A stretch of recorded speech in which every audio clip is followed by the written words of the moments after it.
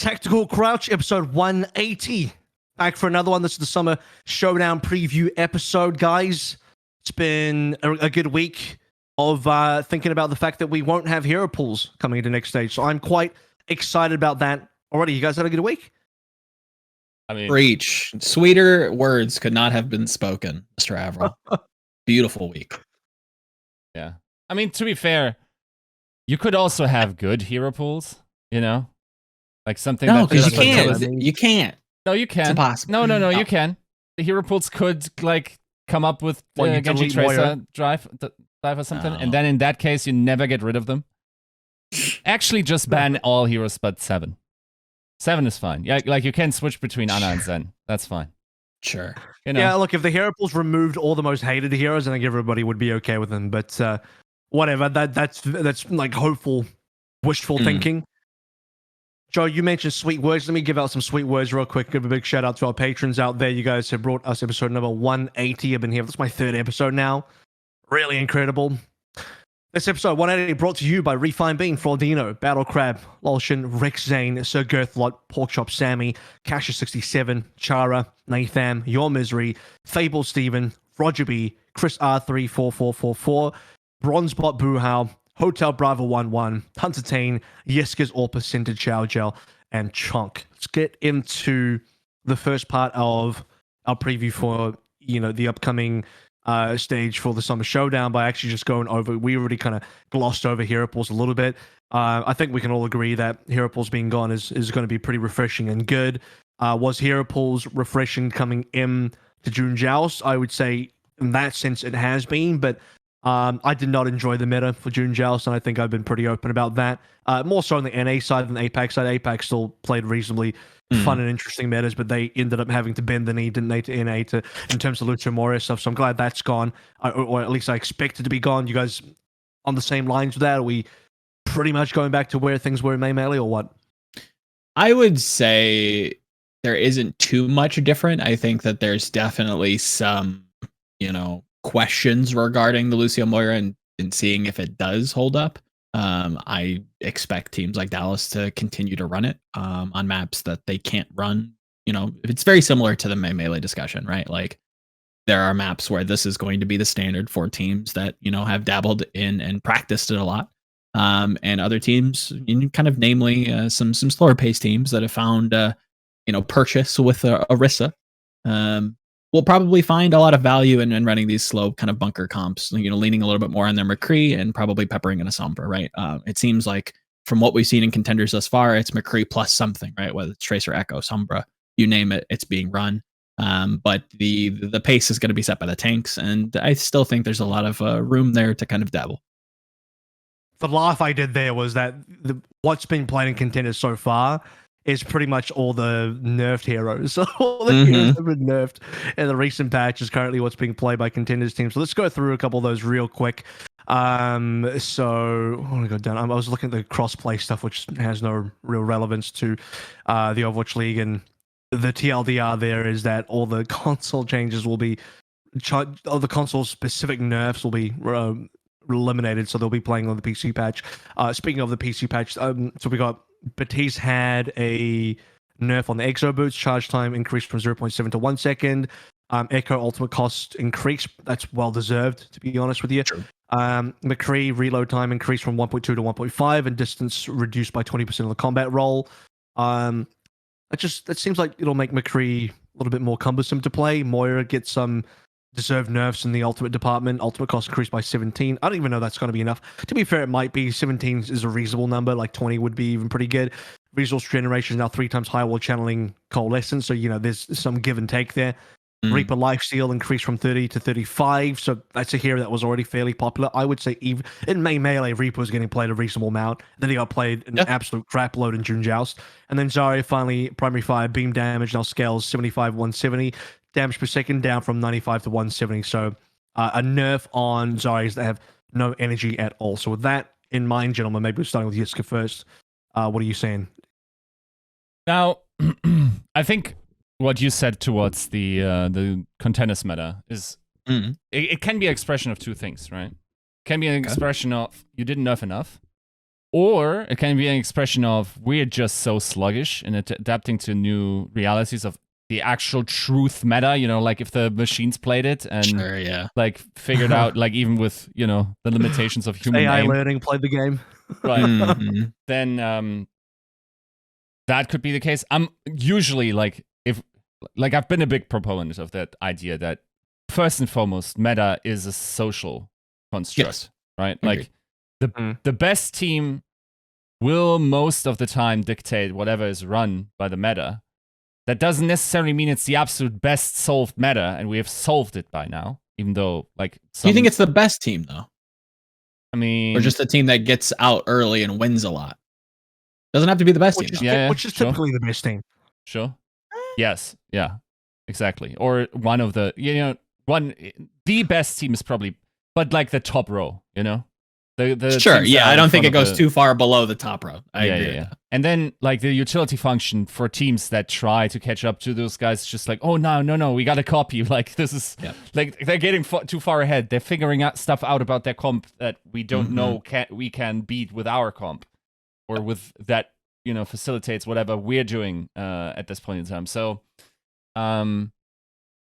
that said, I mean, it's 2 weeks, right? Like, if a team really wanted to, this is not the situation like it was in after May Melee, where you didn't know the hero pools and you could just chill.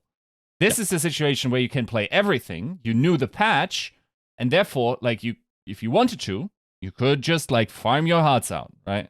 So there's a different dynamic to this as well, where it's like, if Boston just decided to do 14-hour days for 2 weeks straight while the May Melee team, the Junjiao's teams were, for instance, vacationing, maybe they are on top of the field. So stuff like that is possible, right? 100%. Inherently, I wonder, like, when I saw these changes, I thought maybe the McCree changes would be breaking in terms of like, I'm in terms of like really disincentivizing playing him a lot. I don't know about Reaper, but yeah, like the DPS has gone down considerably through that change, theoretically, right? What do you mean? I mean, if you think of DPS not just as a function of how much you have in your clip, but like how quickly you can reload. Then, I think I would agree that that's probably a lot more impactful than like one-off like aggro roll-ins. Yes, it affects like rolls away, but at that point, it doesn't strike me as that's the ability that's really saving you, to be completely honest. I think it just disincentivizes, aggressive McCree roll-ins. A la, melee, like Rhine shield flashes, stuff like that, where you're just kind of flash fanning. I think that definitely goes away, but I think you're okay, and we're kind of seeing this in contenders, at least from the bit of China that I watched, that McCree is still a staple and brings enough defensive utility that, you want to plug it into these team comps. You have the ability, and it's not every map, to be fair. There's definitely maps and positions on specific game types that you want more long range hit scan, like a Widow, like an Ashe. And in some teams are even Pepper in and Torb. So it seems like the most standard pick, but it's not a staple or a standard by any means. Or you get my point. Yeah.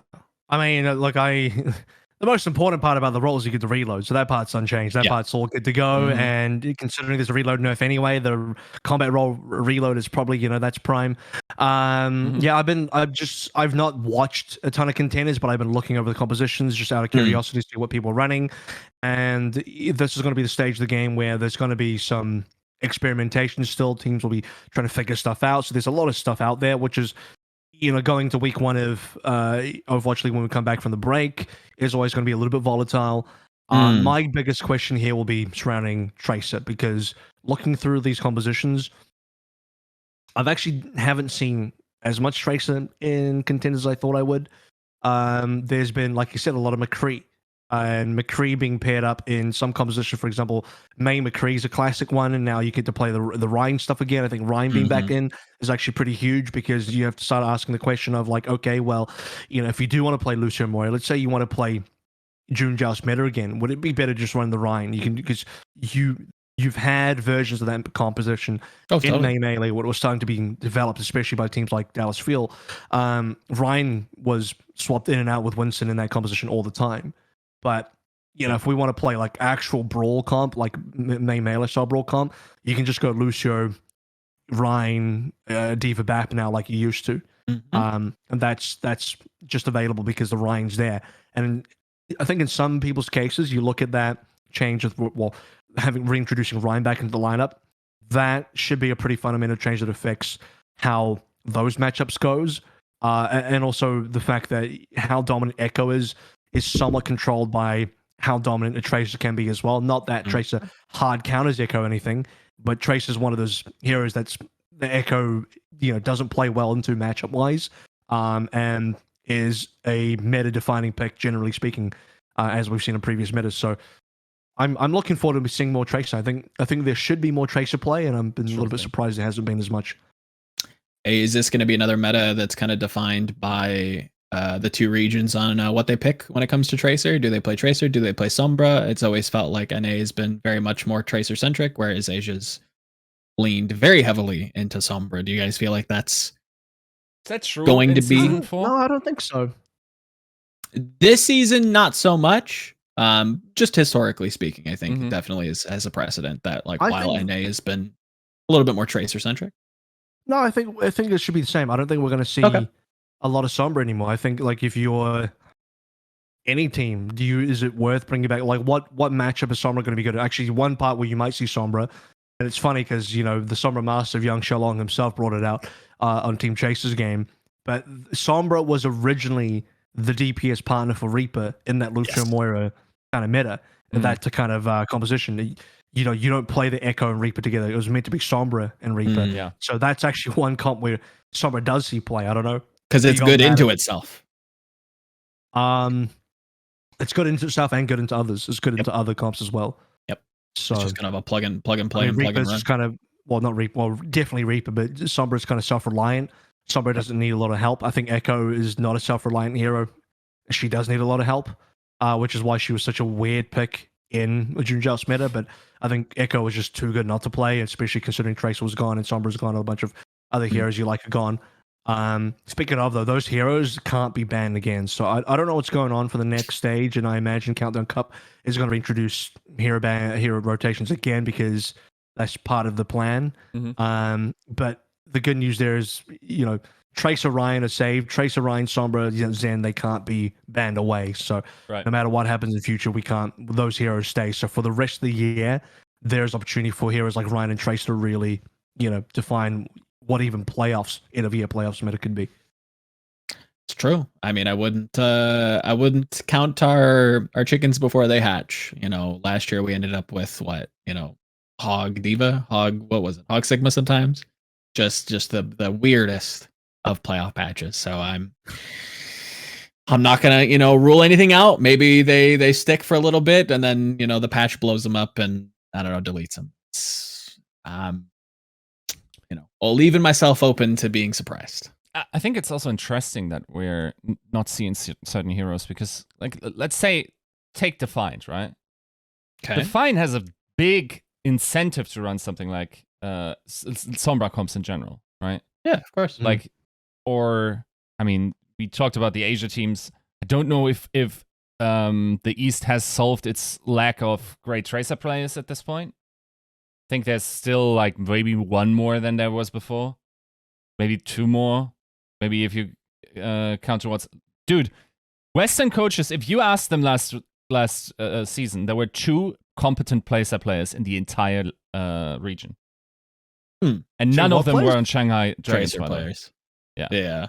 I think Lips had a great. I mean, is that the one that you'd give? Asian out? I don't know if Lip put Lip with Striker, dude. Like, nah. No. Stop. I don't know. He's getting pounded. It's not even close. He's getting pounded. Is he getting pounded or? I don't know. He's getting pounded. It's fine to say, extreme. Like, for instance, that Leaf or like one of the NYXL boys can stand up to that. I think everyone else is getting pounded other than Prophet in that region. I actually think Prophet Lip are the two best Tracers that I've seen. Mate, I don't have enough of a sample size for Lip, and maybe I'm being biased because of one good performance. You over, biased for short span. Asia? No way. Uh, Is it the chair? Maybe is it the chair the wolf sat on that made you? I don't know what that has to do with Asia. I just meant like I'm biased for a short sample size. I don't know where That's the whole what Asia thing came into that. No. But I also think like I don't know. We'll see. Shock's on a bit of a downturn. I'm not going to go too deep into individual. We're going to get into that real quick for you guys in a short moment. But well, the East is going to have less players just because they have less. There's like 4 less teams to start with that. But yeah, I mean, you got some bottom teams there, but even on the bottom teams like Guangzhou have Choice and one who's looking really good on Tracer. Sure. I don't even know if New York really, to me, have like a really standout Tracer. Guangdong was playing a little bit in the preseason. Who was playing at May Melee? Was it Feather? Was it Flora? No, was it? No, Feather was not playing. It was one of Ivy or Flora, but I'm trying to remember who it was. It might have been Ivy. Yeah. I don't know how I'm forgetting, but I am. Yeah, and then you obviously have Profit. Profit's the standout Tracer. Profit is the standout Tracer in the east side of things, and I think Lip is based on a very short sample, again, a very small sample size. Looks really good. I need to see a little bit more to be fully comfortable with it, but based on what he did in May Melee, it was pretty phenomenal. So, but by the way, just a super small side tangent. I don't know if you guys caught this IMT scorecard thing with the First Bloods and whatnot. Profit once again is silently hard carrying. Like the only player in that region that has the same amount of value or slightly more is Leaf. Nobody else is close. Yeah, like, definitely check out. I couldn't believe the First Bloods. I literally couldn't. You'd be surprised. This guy's not a silent carry. No, it's like, but people need to be convinced, nobody man. talks about them, and you guys don't understand. Everyone just like silently sits there, like, yeah, he's a good player, he's a great player.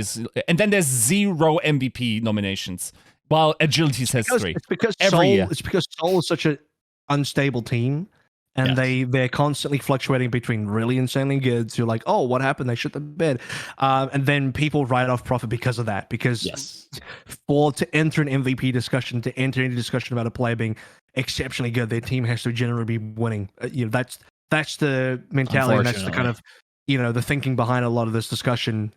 For most people out there is just it needs to be like a top team that's winning all the time. But I don't know. You look at this, and I think I've looked a little bit more objectively, and I've given plenty of handouts, compliments to Leave, and his team's been pretty up and down. In fact, his team has had less wins overall this season than Seoul have. Yes, but yeah. I mean, I've been pretty big on Profit. I think I've been pretty big on Profit, like all the time. You're not in the trenches with at the forefront or on top of the hill. That is just no. It's just like, oh my god, dude! Like, it's also like. There's this certain crowd that just hates that narrative for some reason. I don't understand why.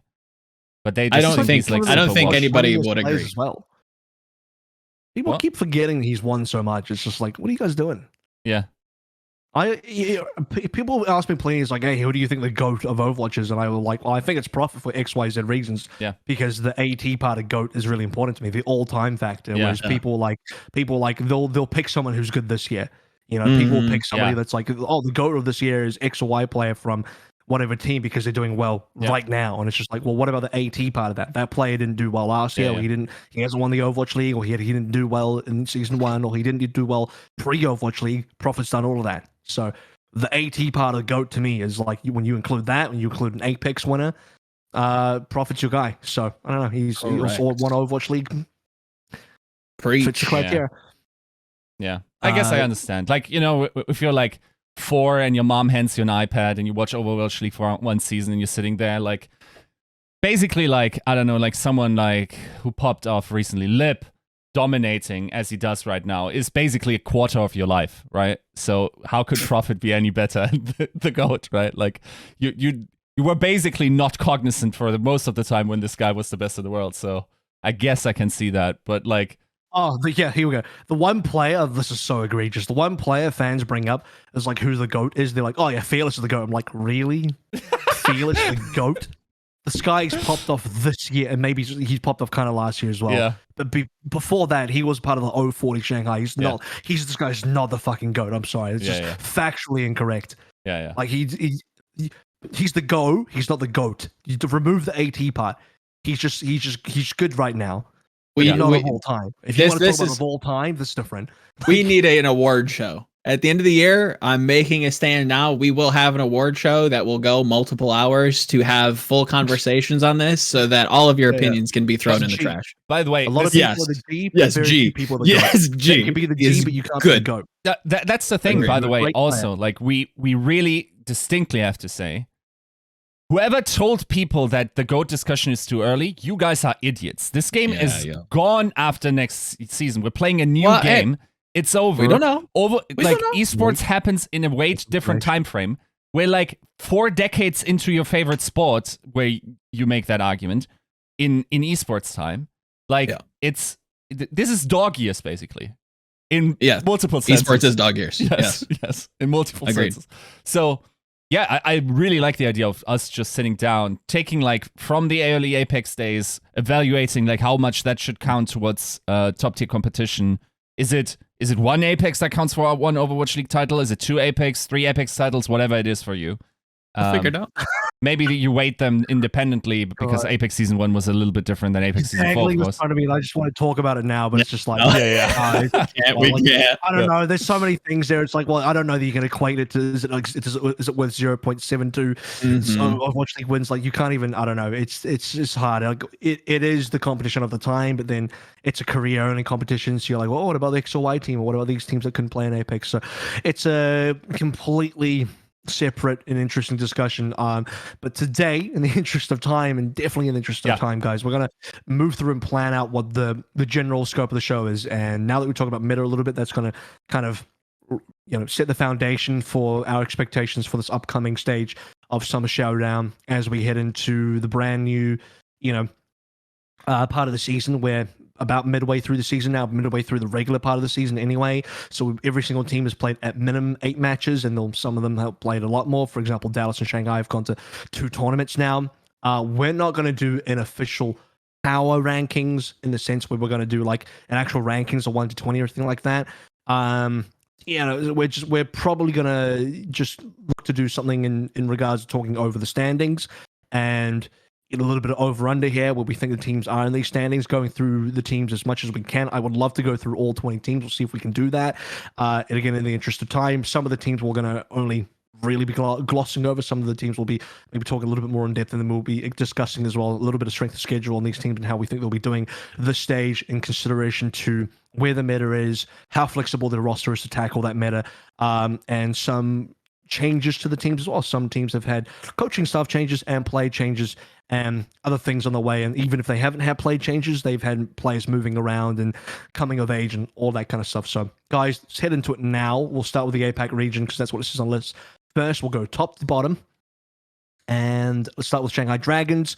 Obviously, the dominant team in the Eastern region, currently in the Eastern Division. I would say that this is another favorite to go back into a tournament. I wouldn't be surprised at all if Shanghai was to qualify into the actual Summer Showdown tournament. I wouldn't be surprised if it's another Dallas versus Shanghai kind of matchup. This is the setup for the 2-team rivalry that we have for pretty much this entire year. Shanghai have one of the most flexible rosters. They've just signed Develop officially onto the team after being teased for a little while. This guy replaces DM in the hit scan role. The first rookie, by the way, for Shanghai this year. Shanghai was a team so far that I describe as like, this is a veteran-only team, like no rookies on this team at all. And Moon's brought in a rookie for the first time. And Shanghai now get to play the entire width of all the stuff that they could be good at, and probably getting rid of the hero pools and allowing Trace to come back in and all these options are definitely a good thing for the APAC region, definitely a good thing for the Eastern Division, considering how they had to bend the knee in June Joust to play Lucio Moore, and then somehow won anyway. But start the discussion with Shanghai. A question for you, AVRL, regarding Develop, because this is a player that I cannot be confident on. This is a player who I've heard a lot of good things from, especially from you. My one question really is, does he have a McCree? Do you think he can be a world-class McCree? From that, it seems like, and maybe you can correct me if I'm wrong, you could plug him in very easily to this meta, I think, especially on these escort maps. Quickly running through them as they're not in front of me. Escort, we've got Junkertown. Yep, exactly. A lot of distance. A lot of distance in between, those start of those spawns, especially on point B for a lot of those maps. I think you have a lot of room to go Widowmaker, a lot of room to go Ashe. Do you kind of see him entering, maybe not necessarily a starting role, but he's not going to play at all. You don't think so? I'm sorry to break anyone's heart by saying that. I would. What's their strength of schedule? Do they play Valiant at this stage? Because then they play, I guess. They do. And they play Valiant at their homestand. But then I don't think Develop will get to China in time. Who knows? I mean, Takiyaki's still in China, so unlikely. Maybe they'll play him versus Valiant. And the reason I say that is I'm sure this will come back to bite me, and Moon will play him in another game that's not versus Valiant, and he's got some master plan, because of course he does. But Lip's form right now is insane. This guy is on such an insane heater. He's, to me, easily MVP caliber this year. I think I said that last show when we did the Midseason awards. And the form he's showing as an individual player is unlike anybody that maybe I say unlike anybody, but Fearless has been hot on people's minds as well. So, you got Fearless in the West and you got Lip in the East, and these are the two players that I think are heating up the respective regions the most. And there's, to me, no chance right now that if you want to dominate at Shanghai, you just keep playing Lip. You do not ever... You bench Flitter before you bench Lip right now, in my honest opinion. Which means maybe you play a double hit scan, so maybe there's a world where Lip and Develop play together. For example, Lip goes Tracer, Develop goes McCree or Ashe or something, and boom, there's your comp, there's your team. That's kind of where I was headed. Those are heroes that Flitter are not good on. Flitter's not good on those heroes, because otherwise you're having Lip on those heroes, which is also insanely good. Lip's McCree, Ashe, etc., all really, really good. And Flitter plays your Tracer. But there's the argument that Lip plays a better Tracer, so who knows? That's the world where I realistically see Develop coming in, but Lip's just too good to not play right now. So Lip plays 100%, and he covers all of Develop's heroes already. 100%. I think pound for pound, this roster just is a championship caliber team. I think they're one of the... Maybe one of you will fight me on this. I think this is one of the only teams that has like a pound for pound like heater of a roster that's actually performing extremely where they should. Like the expectations meet the results for me. Does that make sense? So number one, and then they're actually number one. Yes, it feels like they number one, and then they end at number one. Yes, where you have teams like the Glads, where you have season results. Their regular season is like they'll lose like 0-3 to Hangzhou Spark, but then they'll win the junior house, right? 100%. Like I feel safe and at home with this team. Maybe not necessarily at the start of the week where they're still kind of like finding their footing, and they drop those goofy games to Chengdu early on in Melee, and like you said, Spark last month. But they feel like the only team that I can say confidently, like there's no obvious holes, no underperforming, just good, looks good, is good, done. They're very strategic, because you don't want to be a 4-0 team, so they're going to drop a game on purpose somewhere, right, to make sure they're 3-1. Because couple curses to dodge. Yeah, you don't want to be a 4-0 team in the Overwatch League right now in any particular stage. You just want to dodge that. So are we all agreed, and I'll maybe move this over to Yiska to confirm as well. We all agree that Shanghai probably expectation number one, Summer Showdown in East. For sure. Yeah. Correct. And I mean, no challenges in that. There's. I would love to hear the argument that suggests otherwise. Like both in potential of this team, and maybe Joe has some things he's high on. I have a team I'm definitely high on. I guess. Oh, you think it's Hunters? No. Well, apparently you haven't been paying attention. I saw you. I know what you're talking about. And I mean, that's. Am I wrong? I think so. Yes. We'll see.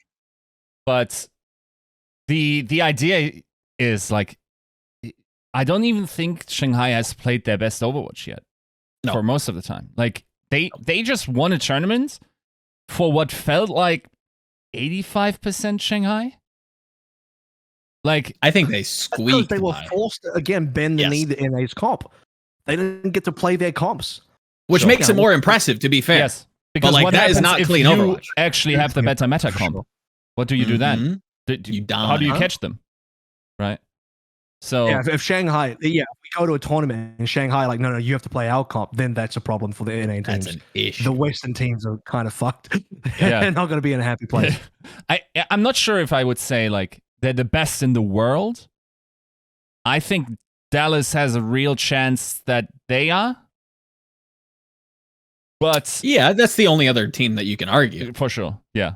You know what I mean? But yeah, I mean, in terms of potential, in terms of like what they have in the back of their pockets, in terms of like finding the right matters for them, I think this is just like people we're not talking about enough is like Void, for instance. He's just like on another cracker of a season. Like, it's actually nuts how long this kid has been doing what he does since like Apex Season 2.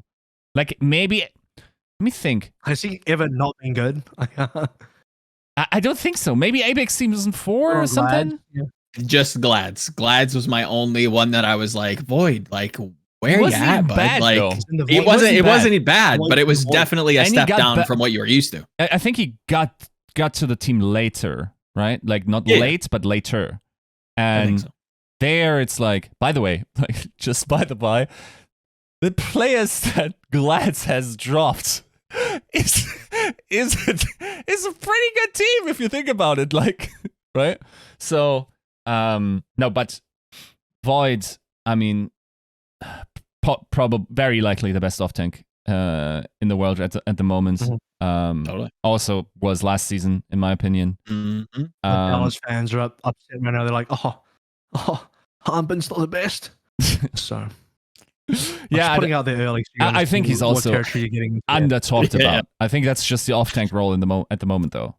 But yeah, like, generally speaking, I don't think, like, I don't know what I would have to take in order to make the argument that Shanghai Dragons isn't the strongest team in this region. Because when you meet and beat, the biggest problem of this region is that nobody actually makes an effort to suggest themselves, right?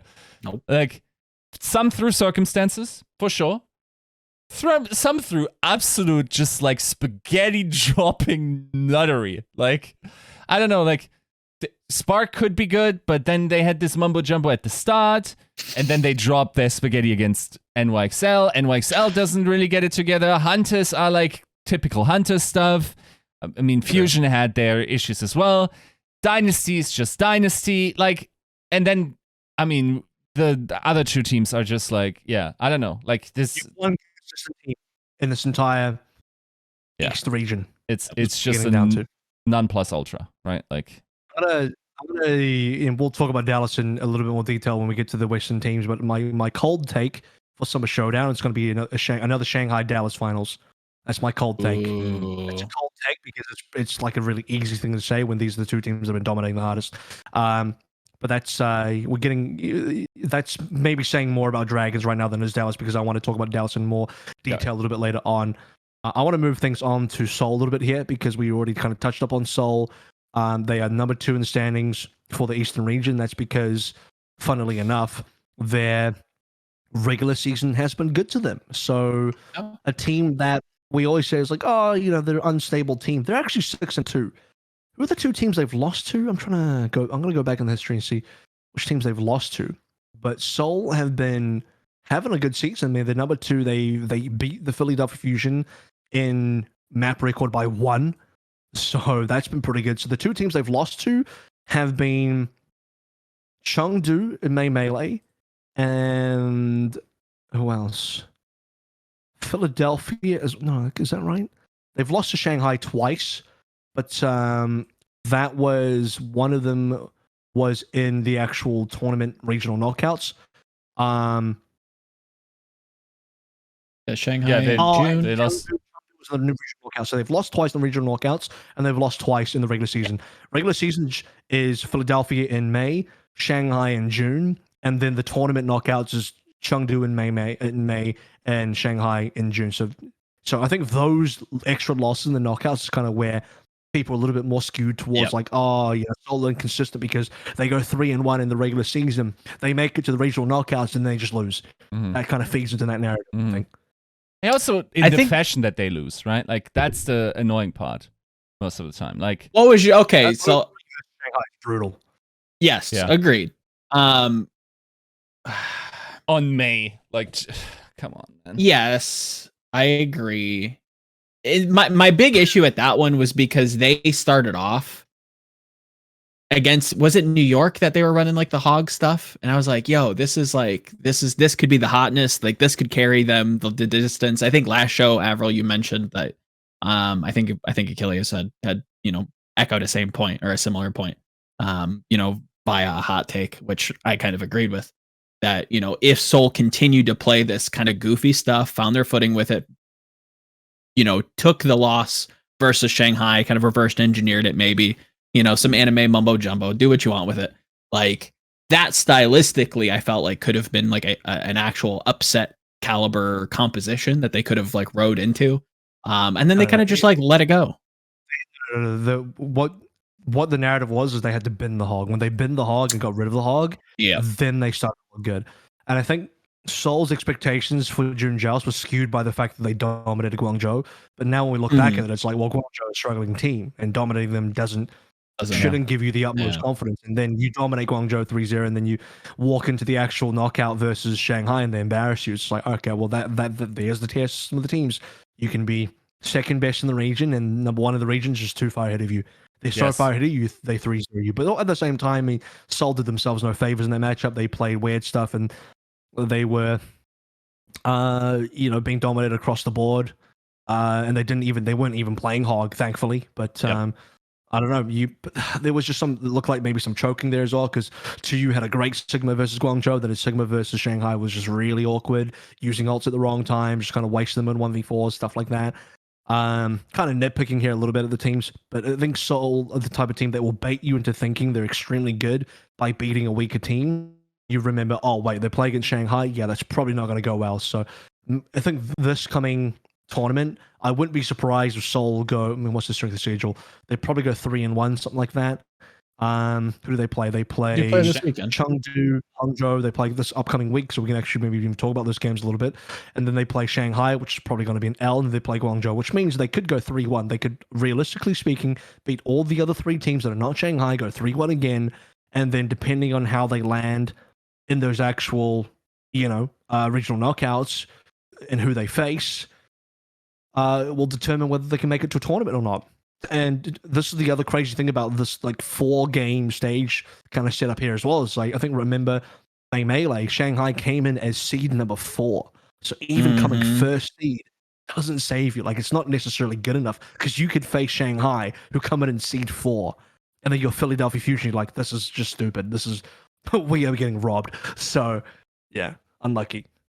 Seoul, I think the big matchup to kind of keep track of is versus the Spark. I don't see Hunters as much as I do like them. I don't see them really landing with this meta in particular.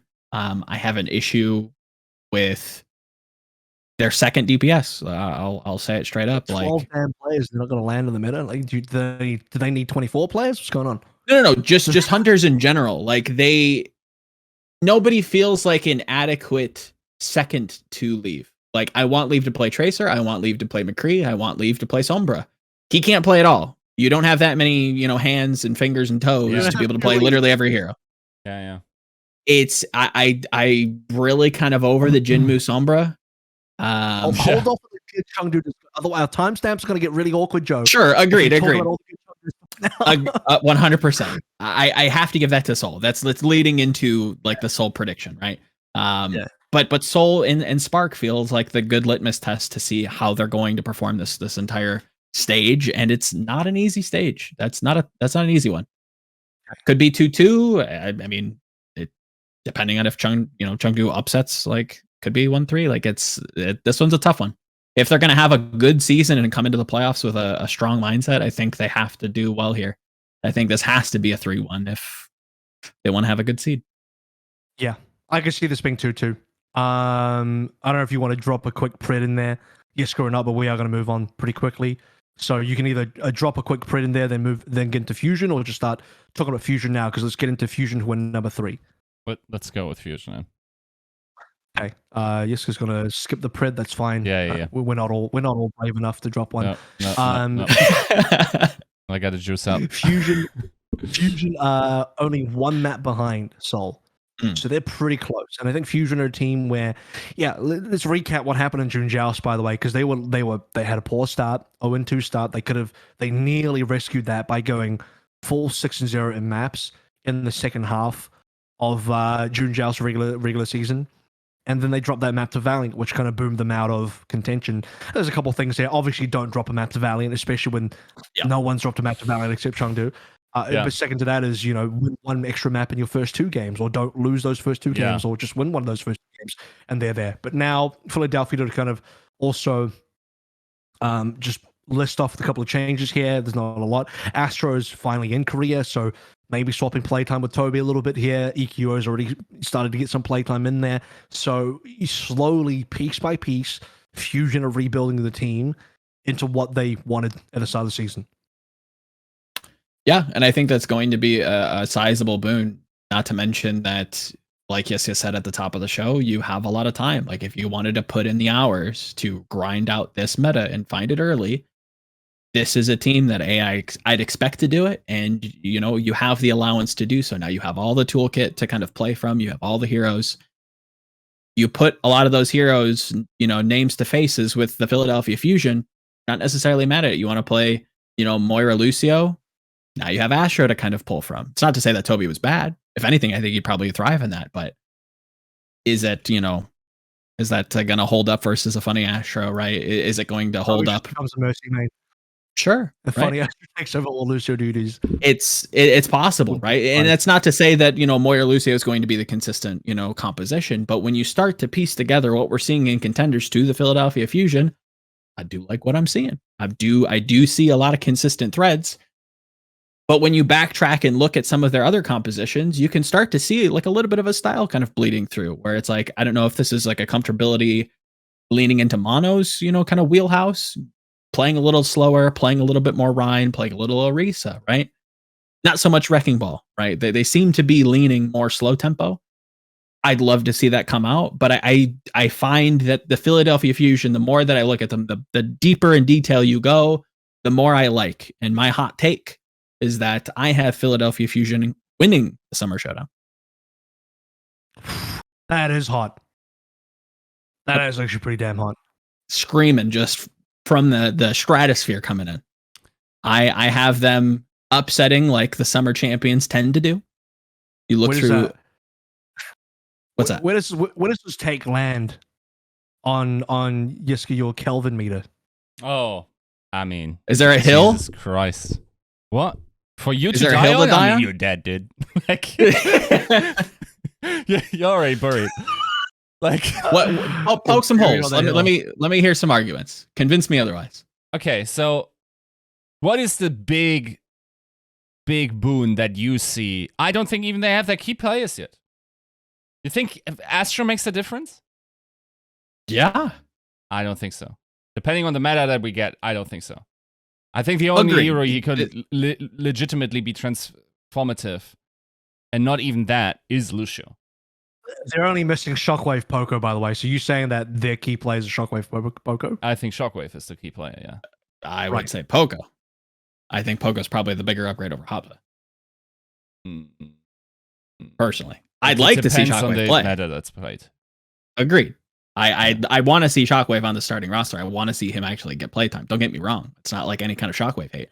But if I'm going to like nitpick on this team, not have been impressed with Hoppa. I've not been impressed with Rascal. Like, treat yourself to some IBM stats. Like, if I have value that. Dude's mad feeding.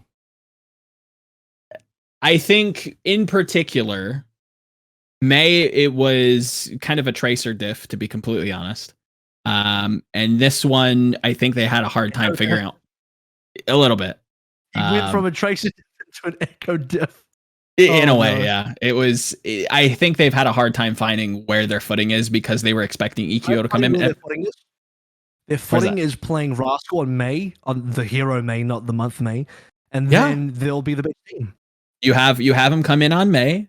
You have a McCree to back him up with Carpe, who has been playing extremely well this season. You now can play that style of composition. It tends to lean into their slow style. I see them coming through. Yeah, I see them being the Dallas this season. That requires a couple things. A, May McCree Brawl is like the comp. That's the God comp. Or if it's not the God comp, that's the comp that you can, that is a horse you can ride to the damn end of the stage. It has to be a strong enough composition. I don't understand why it would be. Say that again? I don't understand why that would be the case. I've said the same thing for 2 stages now with Dallas. Why would this be the comp that nobody can seem to figure out and nobody's really had an answer for it? Shanghai found an iteration, I'd say. Fusion of free based on what Dallas have done. I think Philly is the Dallas of this stage. I think they could ride in on a very particular comp that fits them very well. And I think to claim Joe on the hill that he dies on. I don't. And if I'm wrong, I'm wrong. It is what it is. I mean, I just don't think it's May McCree. Like that's the one that weirds me out. I don't. Okay, if it's not May McCree, I think you could sub out May on certain maps outside of control for like Sombra, and I don't particularly hate anybody that they put on Sombra. I think EQO plays the stage over Rascal primarily. Yeah. I think Rascal takes a back seat. EQO Carpe play the entire time. Yeah. I'd like to see if May is going to be a pick that you can utilize. I think it'd be a detriment not to play Rascal, especially on some of these control maps. But I think he'd basically just be a control specialist in like a random like 2CP like spot. Who plays Tracer for this team now? Is EQO going to be the Tracer? No, he's not. Is it going to be Carpe? I think it's Carpe. Who's the Tracer player?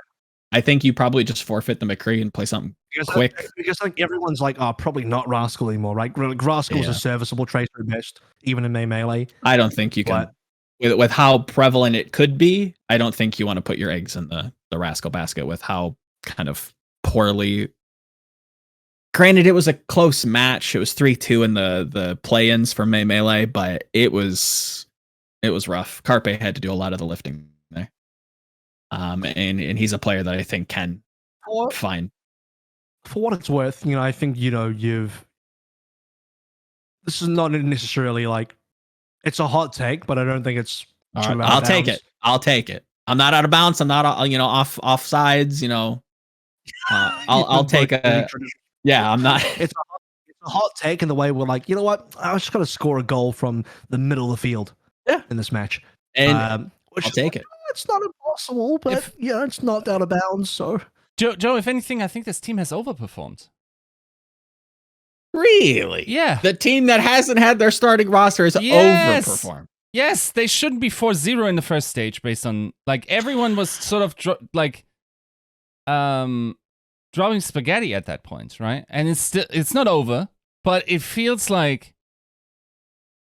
I mean, look at the teams that they had to beat. Like, Seoul is a big win. I give you that, right? Valiant, the spark of that time, and then the Hunters, who you can always win one against. Like, I don't know. Like, sure. It's like, I'm not sure. I'm actually. You remember how they dismantled the Hunters in May? Remember that game where I was just left brokenhearted and everybody's cheering because Philly just absolutely smashed my Preds? That team? I mean, sure, but like, I don't know. I think with the setup that team had, it was an overperformance. And yes, if you then think that's the baseline of this team, not them overperforming, then yes, I understand that from that basis, you have to assume that they are going to be better than, I think. Depends on how you spend it. Even with those boons, they should be expected to do worse than they did in May Melee.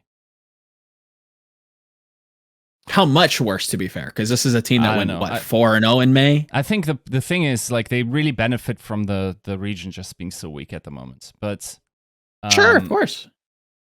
I think there's just like a high chance that they go 2-2 just as much as they go 3-1, just as much as they go 4-0, or like 1-3. I don't know. Without diving into the schedule, I think if you take a look at that schedule, and there's one team in particular that I'd fight on a hill for, they have a lighter schedule.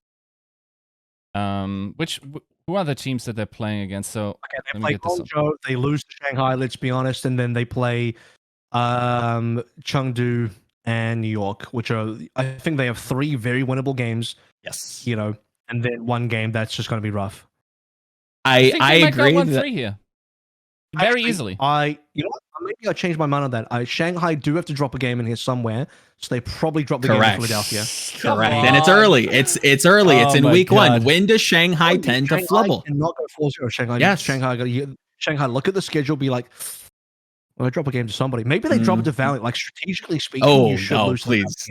Because no, I'm serious. Because why would you give one of your closest rivals in the division a free win? Yeah. For the fans, I'm serious right now. I'm actually obviously joking, and I hate that I have to say that.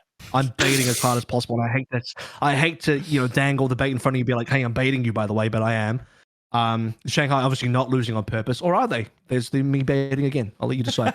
But so I was going to actually say to you, Joe. Actually, what was I going to say to you, Joe? Oh yeah, I remember now. I think Philadelphia's best chance. And I want to move past this quickly because we got to go on to some other teams. Yeah. Otherwise, we're going to get the Western teams. We're going to be like, so what's the team? So anyway, my final comment about Fusion is I think this team needs to really play into Alarm, especially on the Ana. So I actually see them succeeding on Ana-based compositions with Alarm carrying. Like if you guys have talk about, could Shockwave come in and Rascal's not very good and EQO and Carpe and these guys, I'm like, yo, Alarm is like the best player on the team right now. That's the guy I play around if I'm a Fusion. Like all my team plays, I'm like, build around Alarm, do your comps around Alarm. This is the guy that's going to make you win games. So I almost wanted to say that I'd like to see him on Brig more, but you don't have another flex support to lean into. Like he's like another leave player that like you want to just play. Like if I had 2 alarms, we'd be winning the league. Like he is just that good at support. Like regardless of the denotation when you give it like that sub role. That I don't think. Like you have too many other good Lucios, but it's like Lucio is a very specific hero to be good on. Yes, like a hero that not every support play. A lot of support plays like I can't touch Lucio. That plays off limit. That hero is off limit. You can sign ISO just for Lucio. Just have him grind out the mechanics even more, find more ridiculous stuff, and then just clone Alarm. I agree, AVRL. I agree. Alarm is going to be a key player. Sorry, we're going to move to Hangzhou Spark now. I also did want to add one thing about what Yiska. I had a laugh when Yiska talks about drop spaghetti all the time to the point where like I want to do a weekly drop spaghetti award. Like which team drops spaghetti the hardest? Here's the award for biggest drop spaghetti this week. What kind? It gets brought up all the time. Speaking of drop spaghetti though, Hangzhou Spark didn't actually make it into the June Joust tournament. And to bring that up again, a little bit of recent pain, I understand. I will run over some changes to the roster, which is just the one. Godsby is off the team. I don't know. I don't think we have the context of like who made what decision, but there was no way, from my perspective, and this is not some insider info, just me looking objectively, that Godsby was going to play over Shy again, unless there's a double hit scam meta. But even then, I don't know, man. Somansu's still on the roster. Architect's very flexible. Who knows? So Godsby doesn't really have a place here. And in my opinion as well, 12-man teams just don't work. I don't see it. Like 12-man teams, you are always going to have a situation where half your team is just benched. And Godsby saw the writing on the ball. Maybe he left. Maybe the team was like, why are we paying for a 12th player that's never going to play? I actually think maybe Godsby left and Hangzhou would have liked to keep him just for, if you're going to have 12 players and you've probably got some plan in terms of internal scrims and practice, whatever, that 12 players is maybe good for. That's like the only real good reason of 12 players. But yeah, I don't know. So I'm not hugely surprised that he's gone. A little bit sad. I don't know what team he could go to, except for maybe Charge, who are, potentially rumored to be looking to pick up new players. But no one's really looking for another hit scan right now, especially not in the Eastern region. Chengdu are full, and they only want Chinese players anyway. New York have got 4 DPSs. Philadelphia's got 4 DPSs. Shanghai's got 4 DPSs. Seoul's got 3, where CBLB's permanently benched anyway. Do you want to add another permanent bench player? No. Valiant are not going to add any players for the rest of the season, and they probably only want a Chinese player anyway. So no team in the Eastern Division at all are going to probably pick up Godsby, except for Guangzhou Charge, if they really want another hit scan to replace IKLE maybe, or to add a 4th DPS.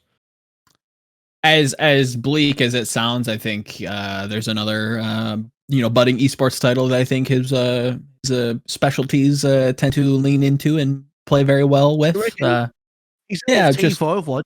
Yeah, exactly. Like, I do think he has a space in the league. It's. I'd love to see him go to Korean Valorant. Obviously, that's kind of what we're dancing around. But I don't know. It's sad to see the old man strength leave. If he is departing, it doesn't sound like, just from the verbiage that was used. It didn't seem like he's necessarily retiring. I do think he has a space in the league. But Spark as a whole, it's one of those teams, to be completely honest, that I'm not entirely too sure of. I don't think we had a good showing at the start. We've obviously seen them do extremely well. I just don't know how consistent they're going to be. One loss really threw off everything, didn't it? Yes. So if it wasn't for that one loss versus New York, a team that should have beat, very different conversation. Yeah, I was writing them already to the finals, to be completely honest with you. When looking at June, like, I was like, all right, well, they're going in. I think they're too hard to beat. Like, they're just kind of rolling everybody, no problem. All right, we put them against the finals for Shanghai. So Joe cursed teams like that, so I guess that's GG for Fusion. It's possible, right? I could be the curse. Hopefully, because that would be kind of interesting. But yeah, I like where Spark's kind of situated in terms of the standings as a whole, kind of being 5-3 feels about right. If they're going to continue to, be this dominant force, or at least be a contender for, the top seed, or the top, echelon, if you want to call it that, in the East, I think you're going to see them come out swinging. And they have the pieces too. We've seen what Shy can do. I think the one player that doesn't really get talked about enough is MCD. I think he's had an absolute nut season. If you want to go IBM somebody, go IBM him. Yep. I think he's nuts. Somebody that I didn't necessarily have on my radar. I thought was going to be good, but not this good by any stretch of the imagination. And then Yiska definitely juice lorded it up a little bit. And again, when he hits pretty hard. So yeah, in the preseason, big surprise. It was like, okay, Spark is all over the place, but MCD is just like a nut job. That was basically what you heard out of scrims from that team. So playing really well. So yeah, I'm equally surprised and not surprised. Only because like MCD to me was like an older player from Contenders who was kind of on the back end, overlooked by a lot of teams, and maybe his potential is limited because the league is. I say the league. When I say the league, I'm talking about the teams in the league who hire the players. Are biased against older players. They prefer younger players for multiple reasons. But the guy, people forget he's a gauntlet champion. He was on Element Mystic. This guy was playing with Sparkle and Doha and all the rest. So there it is. Oh. Yiska. You want to say something? No. Yeah, no, like I mean, it's very obvious that it's not necessarily the players that are the issue with this team, right? Like, and that has been true since Spark existed, basically. Like, if they run it internally and from an organizational standpoint, they run it smoothly, then they do well. I also, like, I understand there's a propensity of coaches that speak the language of their players to have them in. At the same time, like, not feeling shy just feels like there's no possible universe where, like, that might net you better results. So just very confusing from Pagion's side. Back in the first, was it like the first two matches where Shy wasn't played? Yeah, about the first couple weeks. They lost, yeah, and I don't know. Like, generally speaking, this is unfortunately, through its volatile structure. Like, it's not like a Chengdu situation where this team is up and down based on them having like wild fever dreams of a meta. It's that they just have to get on the same page as a team, and then they're usually like, what were they in season 2? Top 5 team, They're like that team has the players and the talent to be the second best team in APAC, theoretically speaking. They just can't get it on the same page, and that has always been the issue with this team. Yeah, I mean, do we say that because of the one game they lost versus New York? Because aside from that, flawless Junjiao's 4-0. I mean, I'd say they got on the page pretty comfortably there. Yes. Again, I think it's just that one loss that really use things up. Yeah. I think the small sample size in general, like this without going too deep into the format, like nearly half the games in May, a great June showing, and then we don't really have a ton to work with. It's just literally a handful of games. I feel confident with the team, but I've always felt like this is a team that kind of has a ceiling that I think is going to be really hard to kind of like break through. Maybe they have the star power now to do that, Right. but I don't see a kind of coaching, and issues with coaching, especially early on with this team, doesn't necessarily lend itself to confidence in that team kind of leveling up. Let's talk about strength of schedule slightly here, and then I also want to pose the question whether this is a top 4 or bottom 4 team. I think we can mostly land on it's probably a top 4 team, and then we're going to move on after that. But Valiant should be a freebie. Seoul, that's going to be one of their harder games to start with. That's coming up, in the opening weekend, and then they go to the Shanghai homestand where they play Shanghai, which is Shanghai is already going to be a tough team. Then you have to play them at their own homestand. Bit of that's going to be rough. A really big game in terms of rematching versus New York, though. Now, to me, and we'll get into conversation about New York as well, but New York could actually have a better stage, which puts things into a little bit more contention for Hangzhou Spark and their ability to beat New York, because that could still be a loss. I think that's the major swing game. Because you could argue that Seoul is a swing game in terms of are they going to win or lose that one? I think pretty confident they can beat Valiant. Not so confident they can beat Shanghai, so it's a 1-1. And then we're talking about they end 3-1 by beating New York and Seoul. Do they end 2-2 by losing to one of them? Or is it the worst case scenario where they go 1-3 because they can't beat Seoul or New York, right? So it's could be a really interesting stage for Hangzhou. I'm definitely interested, and hopefully I kind of understood you right. Picking your brain more on New York when we get to them as a team. But yeah, I would lean on more of the 3-1. I feel like they'll confidently beat New York. Seoul might be a little dicey, but I think they can squeak that out. And then Shanghai, especially as late as they have them in the schedule. Maybe they'll figure stuff out. Maybe Hangzhou will figure out a lot of stuff by the time we get to the end. If anything, you either want to play them. If you think you're going to lose, just play them early and lose, or play them really play your hardest game last. Maybe is a good call, just because that's when you've got your stuff the most figured out. But you can make the equal argument that so does the other team. So maybe play them early if you want to rely on the chaos. If you think you can beat them through chaos, where teams haven't figured stuff out yet, maybe you got lucky, or you've just 900 IQ'd your way through the meta and you've figured it out more than Shanghai have. You can beat them early on. But to me, you got to either play them early or late. Agreed. And yeah, we'll get to New York a little bit later on. It does boil down to the fact that I think they have it'll be a better meta for them. But Hangzhou, to me, are a team that may not necessarily make the tournament, the stage, because I see them going 2-2 the stage. Okay. I don't know if that's super confident in terms of scoreline. Yeah. But do you guys have them top 4, bottom 4? Like what? I'd say top 4. Means the regional knockouts, by the way.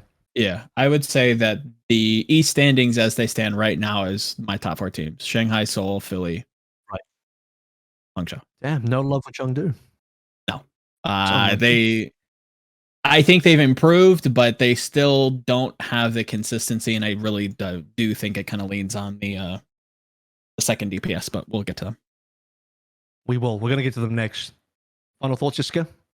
Yeah, I think this is a pretty I like this stage and their strengths of schedule simply because we will get to know, or will get a pretty good idea where Spark is at the moment after they, especially Agreed. like the Seoul and the even like the New York game will be interesting to see, simply because like you kind of want to know, can they bring it back against New York? Is New York finally figuring stuff out? And then Shanghai is just like the final thing. Can they bring it to do it again? Sure. So if you can adapt to beat Shanghai again, this is the summer. You look historically, a lot of upsets in the summer. Yeah. If Hangzhou can kind of adapt to what Shanghai is showing, like AVRL said, late game, late stage, and you can beat them, we got a story on our hands, boys. I think what is very likely to happen is we either figure out that Spark is actually the second best team in this region. And the range then is they probably bottom out at like 5th, right? Like that's what these results will communicate to us. Yep, agreed. Can I bait further that maybe Shanghai lose this game and then beat Philly? Because they got to go 3-1, right? So maybe this is the game they lose. But then they do have to do it in front of their own crowd, which is a bit unfortunate. But then I did say strategically they should lose to Valiant. So I don't know. Which one, AVRL? You got to pick. I don't know. I think it'd be kind of funny if you lost to Valiant at your homestand. Like, just for the comedy value, that's pretty high. That's pretty high. I wouldn't mind that. The problem is I don't even know at which level your baiting takes place, you know? I'm not sure if you... Onions, baby, onions. I'm not sure if you're like, well, you got to go 3-1, so that's not bait, but now you got to strategically decide who you... I'm showing a little bit more of my hand than I want to here, but the key to successful baiting is for you to not be quite sure whether I'm being serious or not. And so there's got to be enough truth in there that you're like, damn it, is he? But so you're baiting yourself, basically. At the same time, like, we're getting into some real multiverse discussion at that stage, man. This is some hardcore stuff. Like I've, spoken to a multiverse version of myself, and we've talked over the various baiting strategies across, fourth and fifth dimensions. Right. So so as we move on to the next team here, you've got your very standard Joe teams of Hangzhou Spark and Guangzhou Charge, but the third Joe team I want to talk about is Chengdu Hunters, which Joe is, funny enough, but not been super high on, and now you can talk about why. Oh,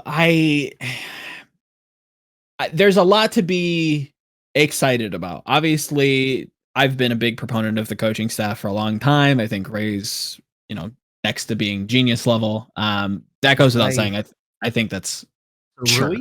You can correct me. Correct me if I'm mispronouncing it. Go. There was a guy called Ray in the team. There was a coach called Ray in the team a long time ago. Flash Wolves. Yeah. Now you got Rui, Creed, and Yaoshi. Yes. So those are your coaches. I think Nisha has definitely surprised me.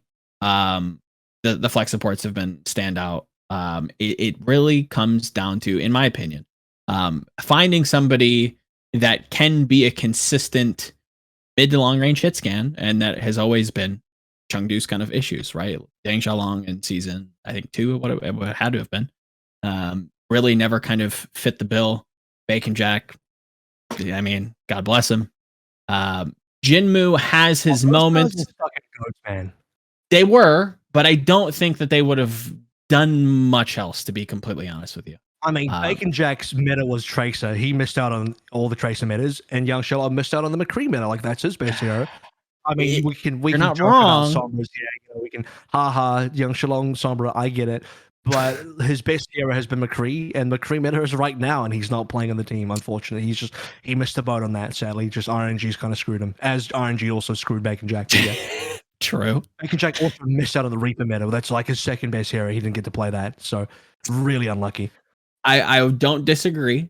But the same kind of trend is plaguing the Hunters now, where it's like, is Jimmy or now I guess it's Taro Cookie, somebody who's kind of been in contenders, been promising, but is he going to be the difference maker at the top level? I would say no. It's not. I think there is a resounding name that I think could be. And it's surprising that they continue to dance around it. I don't get it. I would say Dia fits in this team extremely well. Does this guy did he also like make tons of money from crypto or something, and therefore he doesn't have to play anymore? Get it? Like, I don't understand how this guy has been passed up so much. I kept hearing frequently, like, he was in trials, wasn't like convincing. What does that matter if he's the best player in Chinese contenders? What if we're wrong and all the fans are wrong, and we don't actually know, and he's overrated? I'm not saying he is, but like, he's been passed up enough that surely. Yeah, I mean, at this point, agree. Like, then it's just the case that his fanboys will actually have the collective power to make him better than whatever everyone else is currently picking up. Like, what is going on? Like, okay, one player I think he could have been picked up over is Mike Haley, but that's a lot of 2020 hindsight, because Mike Haley ended up turning into a bit of a poo-poo player. But who knew at the time Mike Haley pre-season was looking pretty hot, and now in the actual season not so. More on the Guangzhou charge a little bit later, but for now, Chengdu Hunters, it's like Tarek. Okay, so the big news is Tarek Cookie has joined the team as Kaneki is being dropped back to contenders. This is like a sideways move for me. I didn't think Kaneki was going to be Well, actually, I'd lie. I think Kaneki on the Tracer could have been good, but he never got to play that. He was the Reaper guy of the team for some reason. Even though I don't know how teams decide who their Reaper guy is going to be. That's a weird one. Like, I mean, What, I am the most hardcore. Like, I think Reaper's just an easy hero. Let's be real. I think Reaper's a mega easy hero. In fact, if I get to play in the talent takedown, I plan to heavily abuse Reaper. Yeah, Let's go. I will roll face with Reaper because anyone can. Let's face it, anybody can. It's that easy. You press Q and you win. And I'll teleport to the back lines, and no one will hear me. No one will see me because everyone will be too focused elsewhere. So I don't know how teams decide who plays Reaper, but they decide Kaneki was their Reaper player. That's all the game time he got, and now he's back in contenders. They bring Taro Cookie in, and the biggest question fans are like asking is like, oh, is he good enough? What's he going to do? What's his hero pool? Is this guy going to be good? He's a hit scam, but he's just not. I don't see him getting playing time. Like, is he going to be better than Jimmy? You got 2 rookie hit scans here. I don't really see him playing over Jimmy or Chengdu. The play you need is a Pritter, but he's too young. A Pritter would be like transformative. That's the pick. Bro would be so fucking good for Chengdu, but a Pritter's not going to be old enough until the end of the year. So Chengdu get unlucky in that regard again. Maybe 2022 season, a Pritter leave is going to be hard. Now we asked the question about Dia. I think for a team like Chengdu, it's easier to just promote somebody from your academy team than get Dia in. And it's just easier. Like, I'm not gonna lie, it's just logistically, it's just simpler. And Chengdu, like Hangzhou Spark, are a team that have a plan for, I assume, have a plan for how they want to operate a 12-man roster. I still think a 12-man roster is just overkill. But if this is a team where, like, no, we want to keep 12 players in, and we want to keep an academy team. Chengdu, by the way, I think have overall between their team and academy team, like, the most players of any team in the Overwatch League. And so they just got a lot of stuff going on with players in terms of, I hope they know what they're doing, because they got to be running a ton of internal scrims or something, because this is just crazy how many players they have across both teams. They feel like the team, to be fair, without knowing anything, again, I'm speculating, but with how frequent they've kind of either signed people to 2-ways or have interacted at this point with their academy team, I think they're doing it right. I think out of anybody.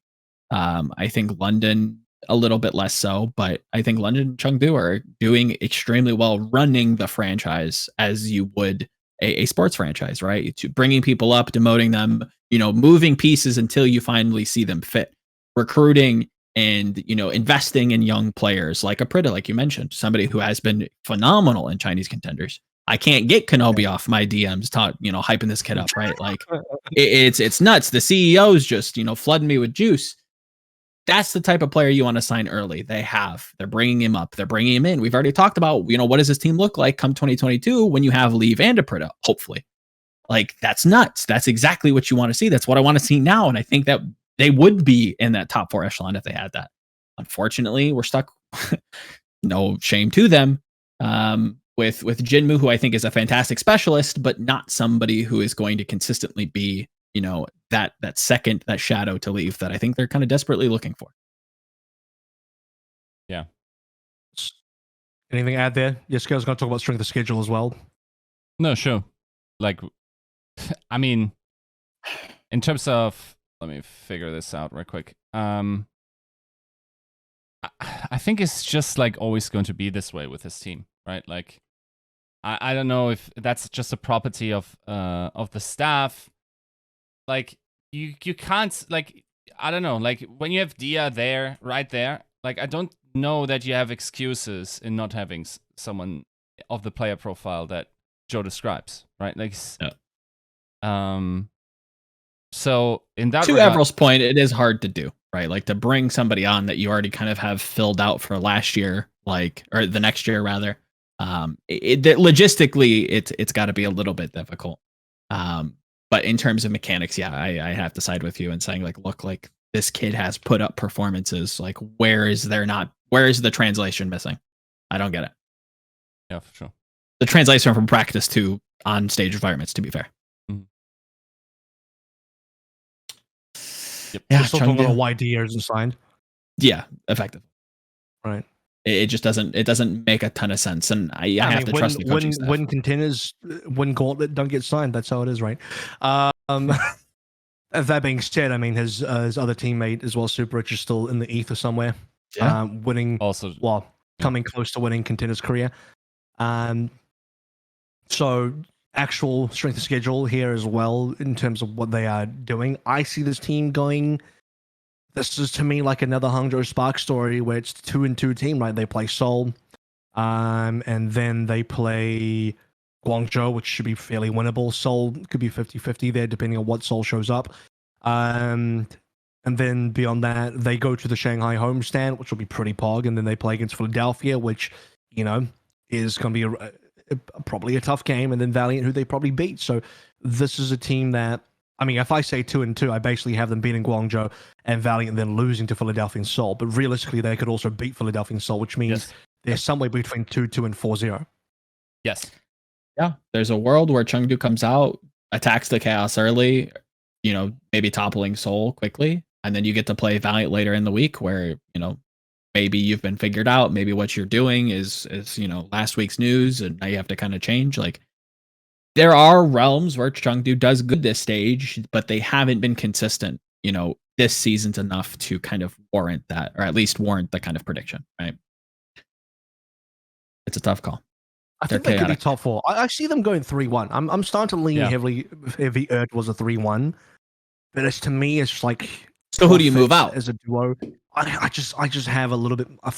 This is some hard coping, but I got some faith of Soul, and this is where the Warlock persona comes in for Soul. It's like, hello, Soul's Warlock's here to talk now. But I get, as much as I get hard baited by Prophets as a prominent DPS duo, and I just think they're going to be too good. But then you got Leave, and it's like, well, I mean, Leave is also too good. Yeah. That's a tough game, man. Seoul Chengdu is a tough one for me to call. So, AVRL, you kind of have, who would your top 4 be? If looking at like the top 4 like candidates, I don't think going below this. I feel like there's like a gatekeeper, right? Yeah. Top 4 at this point with Chengdu and, you know, added to the pool. Who would you take? Oh man, I take Shanghai because it's easy. I take Seoul because I'm a Warlock, and I take. I like that I just landed on Seoul like boom real quick. Like, didn't even really think twice about that one. Like, yeah, why wouldn't I take them? And then for some reason I'm like doubtful on Philly, Chengdu, and the rest. Hangzhou. I'm actually Hangzhou. I don't know. I think they have. To me, this is going to come down to this one game's good. Hangzhou. Do I think New York can upset Hangzhou? I think there's a big question. And I have, if I'm taking Seoul, then I have Seoul beating Hangzhou anyway.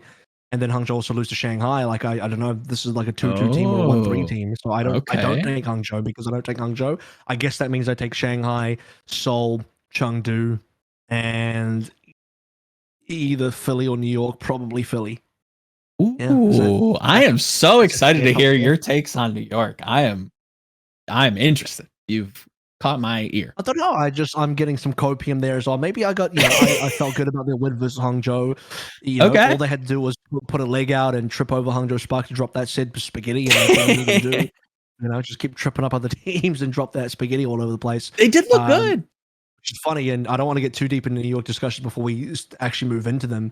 Sure. So is there anything else on the table here for Chengdu? I think I'm pretty happy with where I have them. I think they're a team that can go 2-2 or 3-1 is probably like a really solid answer for them. Yeah. And I have them going to knockouts personally. Yeah. Would agree.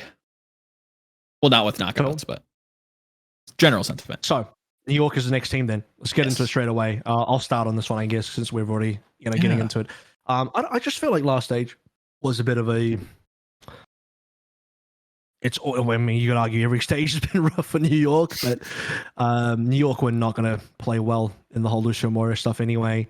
But, we talked about, you brought up map pools earlier, Joe, sniper heavy maps. Guangzhou's a 1v1 Widow champion. Agreed. Does that translate into actual Widow performances? We'll see. I hope it does. For the longest time, I've been a bit of a Guangzhou simp in that I think this guy's got really good Widow chops in that he can be coming in as the transformative Widow player in like a potential Widow meta, but I don't know if we're going to a Widow meta. Even if we have good Widow maps, it doesn't guarantee that Widow is like the hero you have to play here. So it's not like, you definitely run him.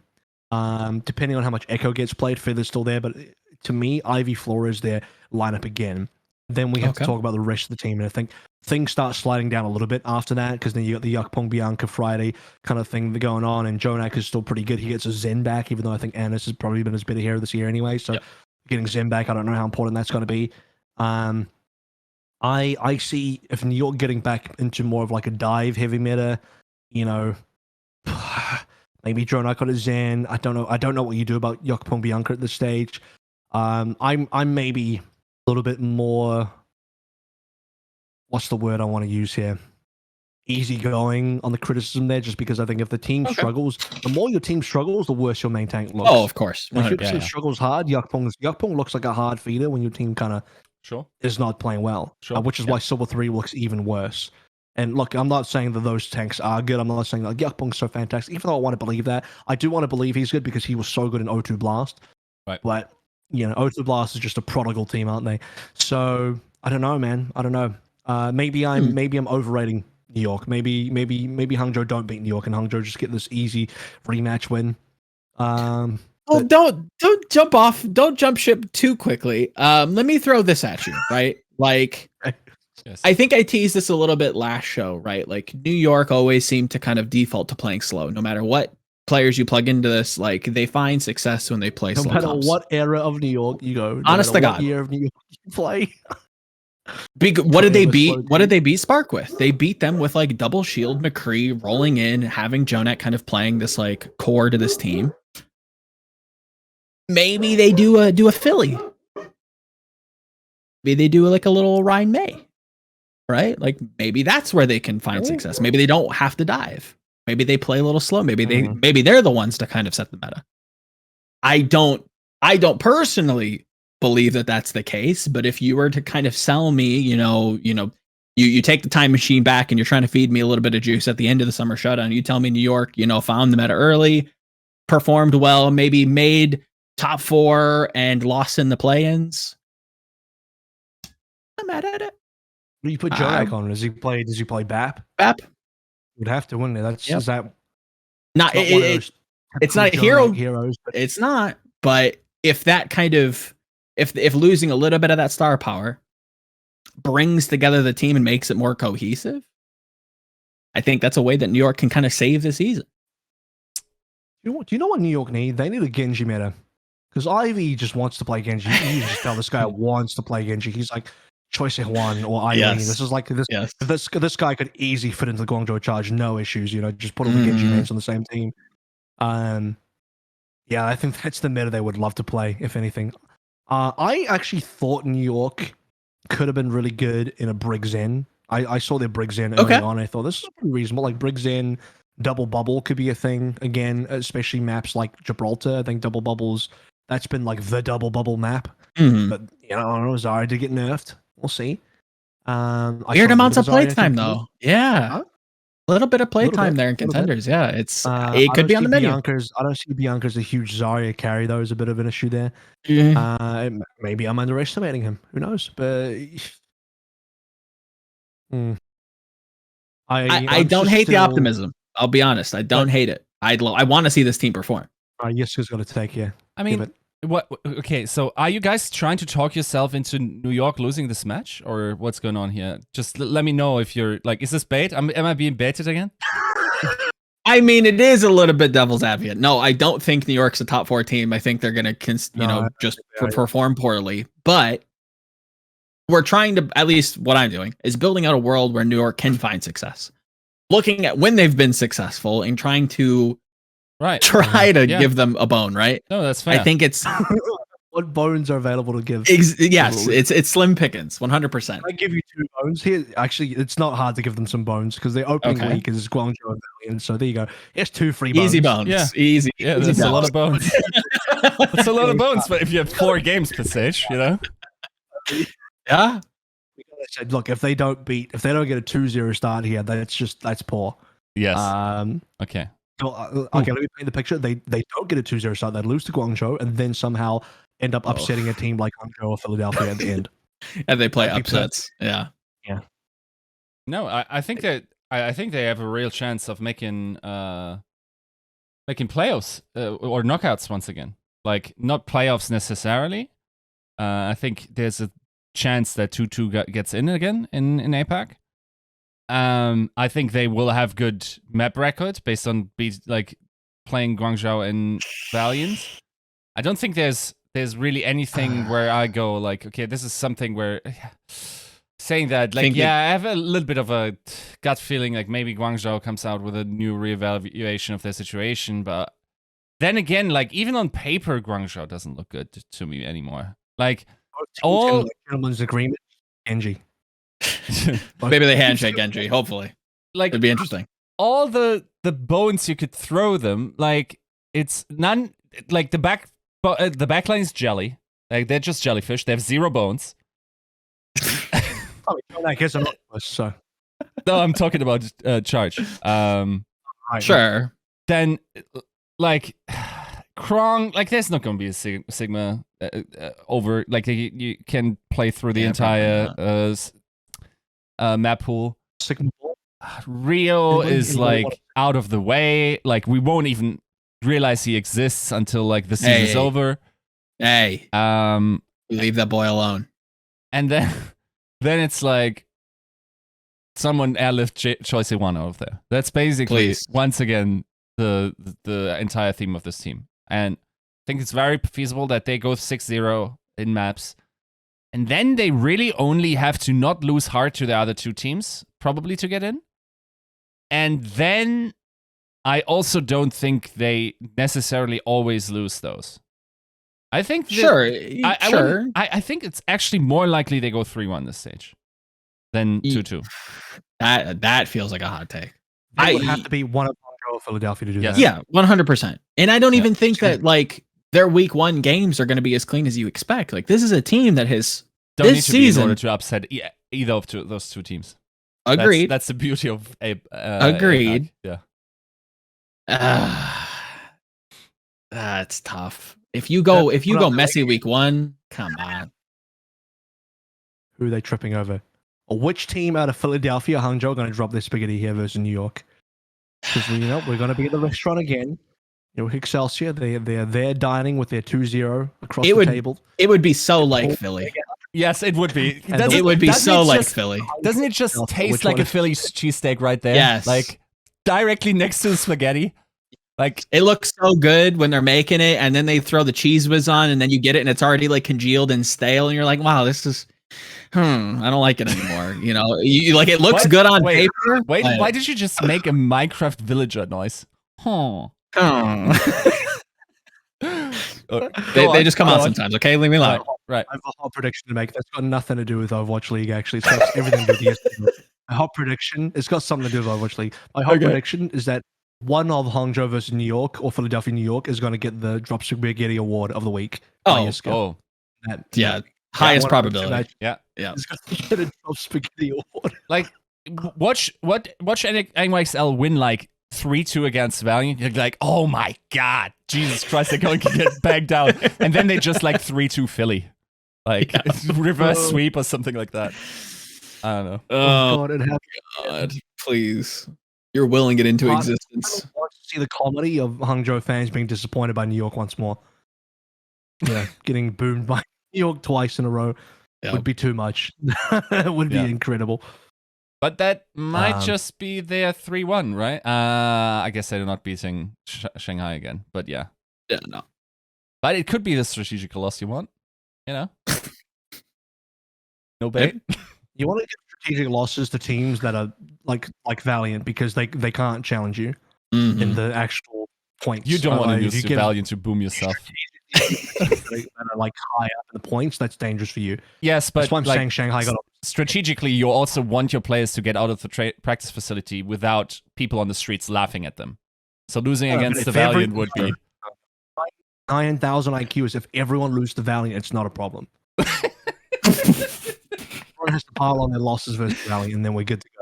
What's the meme with like the conspiracy board? Like everything just lines up, just green for AVRL here. Everybody's just has to take a loss. Like if Valiant win all their matches now, they go 8-8. That could be enough. That could be enough. Can you imagine? Matches versus Valiant to make sure they go 1-3-1 because you can't go 4-0. Are we should we move Yeah. to the Guangzhou charge? I think we all agree that New York are probably. I say they're probably a bottom 14, but then they could go 3-1. They're a Yes. plotting Start- team. They could go. Yes, yes. Okay, strength wise, they feel like a bottom 14, but strength of schedule wise, like their start of their first week is an easy 2-0. And once you've got an easy 2-0 in the bag, your chance of going 3-1 only requires you to trip up one waiter. It's true. You Do only they got to have make what it one takes? decent- We don't know what they did in those 2 weeks. They could have been on an ayahuasca retreat, Oh, come back shut enlightened, up. you know, and finally unlock their potential. Because Yeah, okay. you cannot tell me that roster, like as it appears on paper, it's not clearly better than, for instance, Charge. Not probably equal to Spark. Like, Okay. am I want wrong? what you're smoking. Yes. I I want what you're smoking. No.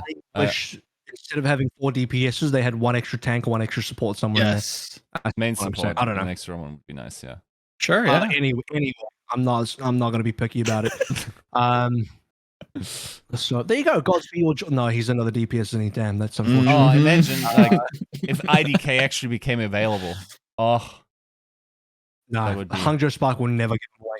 That guy is like one of the key players for Spark. What is he? I guess he is. I'm going to say he is. Yeah. He's one of the last 2 like original Spark members on that team as well, next to Shui. So yeah, it's just Gu Shui in IDK now. Yep. Godspeed God. Guangzhou Charge. Charge. A team that have made what changes have they made? They have been their entire coaching staff. They've picked up Sungwoo, who has been on the charge before previously. I think what has Sungwoo been doing recently though? He was on the charge, he left the charge or whatever happened there, and then he's back on the charge now. They have completely removed their coaching staff. There's rumors about them maybe getting Merit to either complement their DPS lineup or replace probably Mike Ailey. We commented on the fact that Godsby is available as well if they want to go in that direction. Guangzhou Charge, otherwise they look like a team that are obviously not pleased with their results and they want to make some changes there. And I was saying earlier as well, and here's the bones I'll throw them. The meta that they need is they need a heavy and a dive. Like, here you go. The perfect meta for them is Sigma Ball. You put Jihun Ball because he's a ball main, Kronglin Sigma, Anna goes to Karif, and boom, there's your Guangzhou Charge meta. And then maybe you even play a Choice on Genji or something, and one of them forces a Genji and it works. Like, that is the dream scenario for Guangzhou Charge, but it requires a few stars to align. Has it? I mean, June's a little tough, right? I throw them a bone there, just because it was so kind of up in the air, like strategically when it came to the meta. But for me, this team doesn't seem like player issues. Like the players themselves, like they have good players to a degree, but they don't seem cohesive at all. It seems like Choi, while he looks good, is kind of off doing hero stuff sometimes. Support wise, a lot of stuff gets thrown, resources just thrown to the wind. It's a mess cohesively, and I think that comes down to the coaches. Yeah. I mean, coaches don't particularly love the way this team has been set together. Yeah. I think that there were also better, like, even if you think of the budgetary building structure and, I think he's COO. Sorry if I get the title wrong. Eddie Meng was on about, like the Chargers, season and how they upset themselves with their performance and whatnot. I think, I don't know, like, I don't want to, tout that too much, but I'm not surprised by any of them. I think we quoted them out on a previous episode, even before the season. I think, like, it will be really hard for this team to pull back, just simply because I think too many positions are just, like, not that good in terms of the players. I think they have at least 3 positions they would need immediate replacements on, probably 4, which is, like, the back line. It's not great, but I guess you can make Karif work somehow. Mandu is a complete mess.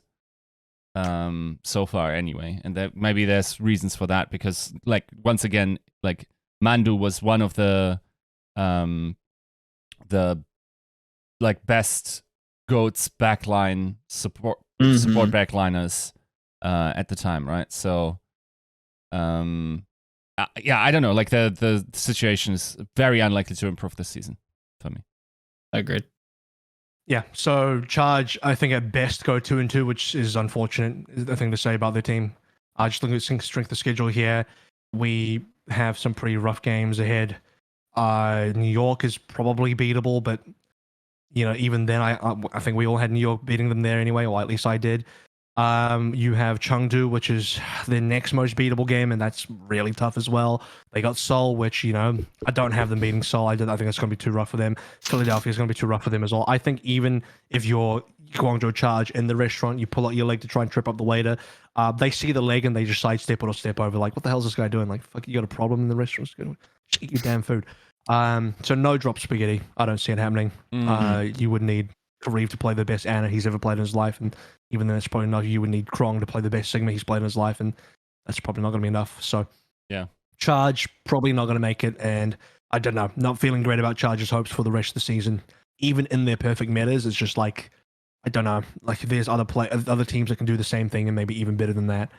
So we'll close up shop on the Charge there for now in terms of discussions, and we'll move over to the Valiant and pretty much close up shop on that as well very quickly, because we all pretty much agreed that unless the conspiracy theory I've laid out in which teams strategically throw to them because they want to dodge a 4-0, like they're just not going to win.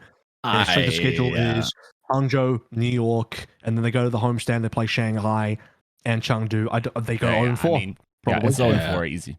I don't think there's any. They're at a different level, and it's not a good level. Dude, they're built diff. Oh, they're built differently. Yeah, they're built diff. They're built diff. They're more like built differently. Yeah. I don't know about this team. Oh god. Yeah. Okay.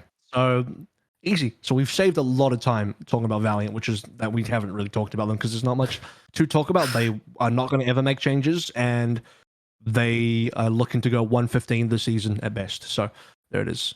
And the 115 they're going for. Do they play Charge again? Maybe if they do, that's their 115. If even that's winnable. The closest. So let's go to NA. We have about 30-ish minutes to talk about NA, which means 2.5 minutes per team, guys. Lightning round. Let's go. Okay, some of them will spend more time on, some of them will spend less time on, and we'll figure out which teams are going to be which. So let's go top down. Dallas, first of all. I had the extremely cold take of Dallas and Shanghai going to finals for Summer Showdown. I backed that up with, I think Dallas, and to prove to the Dallas fans that I say nice things about Dallas. I think they're a great team. And I think with Pine on, they can finally have a flexible enough roster that they're not a one-trick team anymore. Let's be honest, they were. And don't try and justify those saying like, oh, but well, Sparkle can play a doofus. No, you're playing the same composition. Wow. You've changed one hero. It's still a one-trick team. Stop trying to lie to me. Now they can finally not be a one-trick team because you have Pine coming in. The only issue is if this becomes a heavy tracer meta, and we talked about this last time, I don't see Sparkle being a top tier tracer, but he'll be serviceable. Is he going to be good enough to compete if tracer becomes important enough? And I actually think the way Rush handles this team, Rush the coach, is that if tracer does become meta, then you see classic Dallas Field 2021 where they just play anti-meta, like off meta without the tracer, or like a worse tracer, and they make it work. It's a lot of the same talking points that we've said literally the last two stages. Is like you kind of know what to expect. The big question is Pine, but that's almost a big wrench. I think stylistically he fits with the team, but it is a different team at that point. It is a different style. That's a different Dallas feel. What does that look like? That's the big question. Dude. And if Pine doesn't work, then holy shit, At this, yes, and that's like their strengths of schedule. If you look at it, right, like they're playing Mayhem, they're playing Atlanta, they're playing Houston, they're playing Toronto. Depending on what kind of meta, dude, you like. This is like I was close to going like this might be your era, but you can absolutely catch a meta where you don't make finals here, knockouts, right? I think it's likely, especially for a team like Dallas. Yes, and like they need a hard force meta that works for them and force everyone else to play around them. Otherwise, it's rough. Yes, and there's also like as I explained, like the Pine trap is real for me. Like there's absolutely a position where they're like, oh yeah, we find AVRL hits can play with us here. I'm not sure if that's the case, by the way. Just speculating. And then he gets to the team, and they suddenly use that special flavor or like the ability to play the comp that made them so successful. And then it all comes crashing down, you know? Pine doesn't have the tracer that you'd require to play in that particular meta, and suddenly you're swimming, right? It's not like their dynasty would have been built on the tiniest like sticks that you can imagine in that regard. Unless Pine comes back and it's just like, oh my god, my mental is renewed and I somehow can play all these. This is the make or break. Yeah. Yeah, it's 100% the make or break, and it feels more like a break. To be honest, it's more likely to break. I'm happy to be wrong, but it would be another kind of stars align for them. It's crazy to me that you guys might think along the same lines, but I think Shanghai are like a super stable team that's on the up, and Dallas are like this kind of house of cards team. Like, they could just break apart. Like, this kind of, you know, they like Dallas is somehow in borrowed time. Even though they've been super successful, because this stage is rough for them as well. I mean, you talk about strength of schedule. Let's go over it real quick. Dallas don't play week 1. They'll be coming in the second week. That's they play so good, by the way. It is a great thing for them. Yeah, that definitely is going to help them out. You got Florida, Atlanta, 2 tough games, into Toronto and Houston, which you could argue at, you know, definitely either 2 tough games or at least 1 tough game versus Houston. Yeah. That Houston game, by the way, is going to be a Battle of the Texas match where they're in their live venues, you know, for their individual teams. So I don't know. Houston could be a really good. We'll get to the Houston discussion later, but yeah, this is not an easy strength of schedule, guys. This is a pretty tough stage. Yeah. And thing is, like, you thought that before as well, right? Like, I feel like I'm activating the same pattern in my mind that went like, oh yeah, Dallas in 9th in the preseason, which is the same one that said, oh yeah, they're not going to make a May Melee, which is the same one that's they're not going to make it far in May Melee because they're so restricted. And somehow it just works, and that part of my broken brain will not stop firing, right? At the same time, it also doesn't seem to malfunction that badly, because it doesn't make much sense that they were so successful so far, right? Just probabilistically doesn't. So, They're the ultimate square peg in a round hole team, except the difference here is that Rush is a sledgehammer and he just smacks that bad boy in. Like, he forces that thing to work no matter what. He's like, this square peg is going in that round hole whether people like it or not. Yeah, for sure. True. So maybe my cold take is actually a hot take that Dallas will end up in the finals again. I just for some reason, I'm just resigned to the fact that no matter what happens, Dallas will be there. Like, it's just, you know, death and taxes, Dallas will be there. Like, I don't disagree. Yeah, I don't particularly understand how that's just in the, like, we must be one of those fringe multiverses where that happened. By the way, like Dallas Warlocks right now. Like, there's probably 80% of all the other multiverses. There's like, I don't know, like one tiny thing at the quark level different, and it's just like, okay, that breaks everything down, and suddenly, like, we're playing, I don't know, like something else was banned, and suddenly it's no longer possible. Like, maybe Tracer isn't banned or something, and like, June Joust doesn't happen the way it did. Yeah, the amount of, like, I don't even know if you call it Dallas coping, but it's like, to the point where I'm like, dude, even if Tracer is hard meta, I'm like, yeah, Dallas will still make it with Sparkle and Tracer. Like, I'm even justifying that somehow. It's just, again, I'm just resigned to them somehow winning even when they shouldn't be. But I think this is a top 6 team. I think it'd be kind of crazy that Dallas wouldn't be top 6 here. Sure. Top 6 again, meaning that they make the regional knockout for NA. So I think we can all agree, top 6 team no matter what. And by the way, Dallas have actually made knockouts and succeed before, which is similar to Shanghai making 4th seed. It's just like, you know, it sucks to be any team that's like, oh yeah, succeed, that'll be an easy game. Oh, it's Dallas. Yeah. Hold up. So let's move on then. So was that 2.5 minutes? It's probably more time than 2.5 minutes, so we're already over limit. San Francisco, the Agape is gone. I don't know if I said that name right. That's the former assistant coach now of the San Francisco Shocks. They're downsizing their, you know, coaching staff to just Krusty and Kasaurus now, I believe. And they are a team that really somewhat, is it fair to say they struggled last stage? I guess not, because actually last stage they did quite well, but then they kind of, maybe similar to Hangzhou Spark, just tripped over and dropped some spaghetti at the last, you know, on the last hurdle. Yeah. This is a team that you don't really want to see them downsize on coaching. If anything, again, it doesn't seem like it's mechanical. It doesn't seem like it's player focused. It really comes down to like macro and cohesion.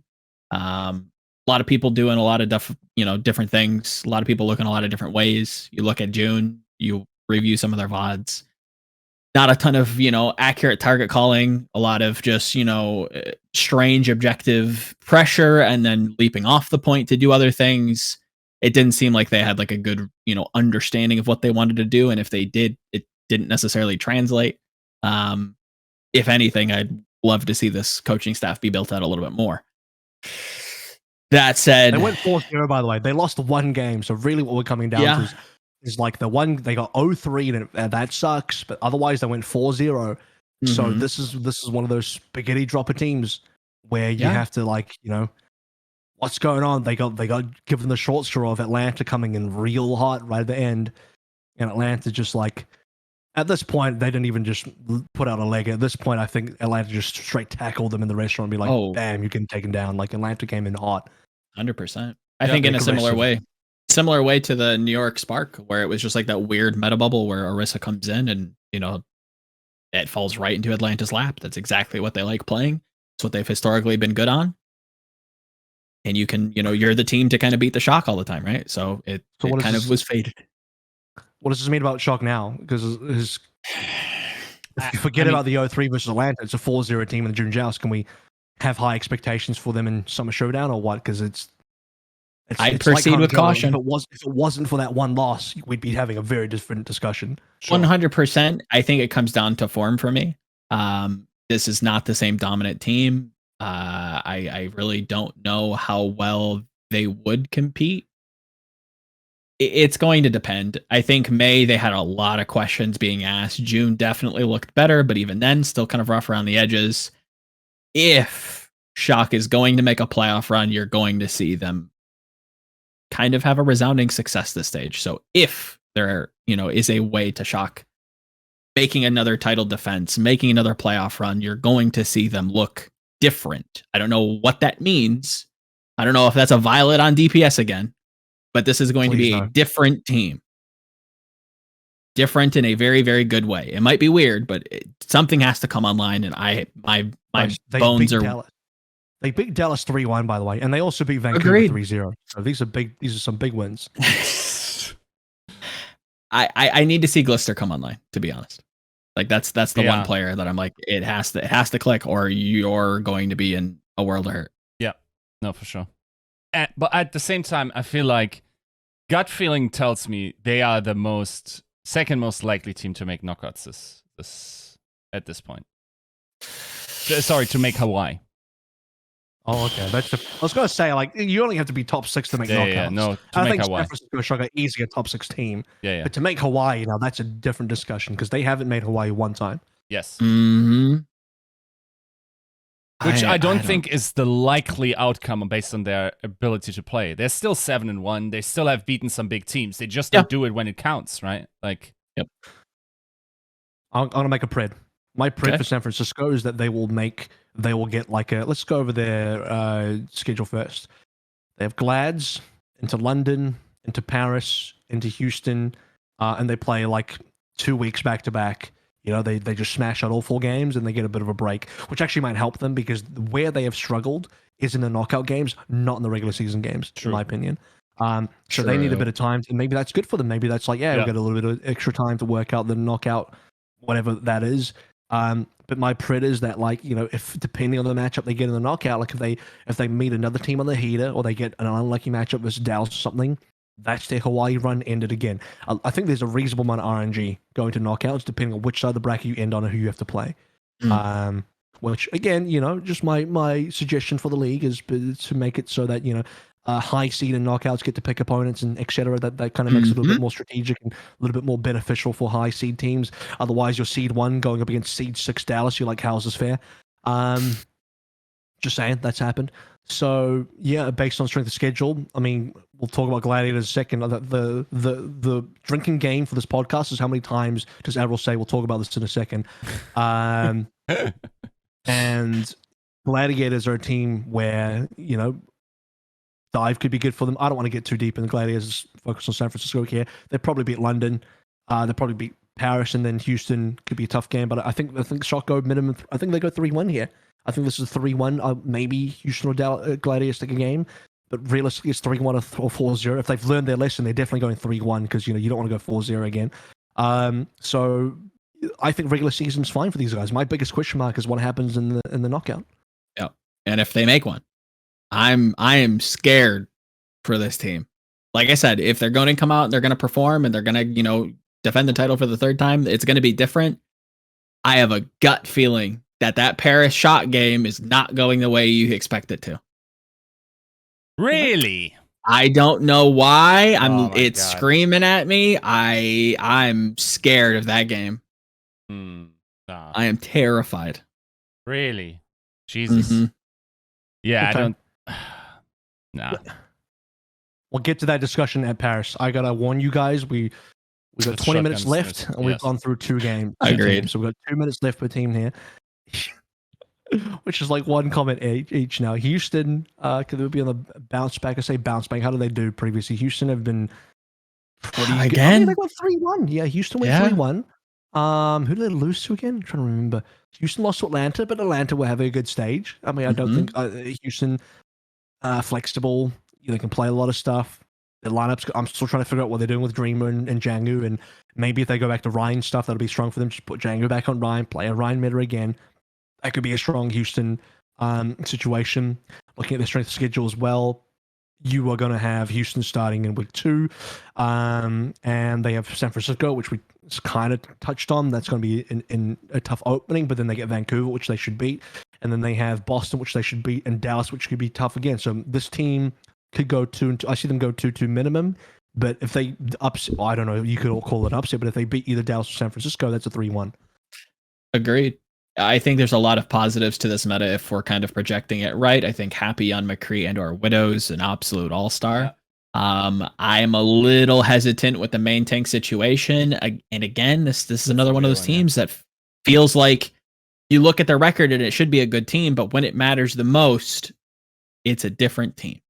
They've found the consistency, but they have yet to find a peak that necessarily fits them. I thought it was in May, it wasn't, and now here we are. They're 7-1. They look really good, but nothing really to show for it, to be honest.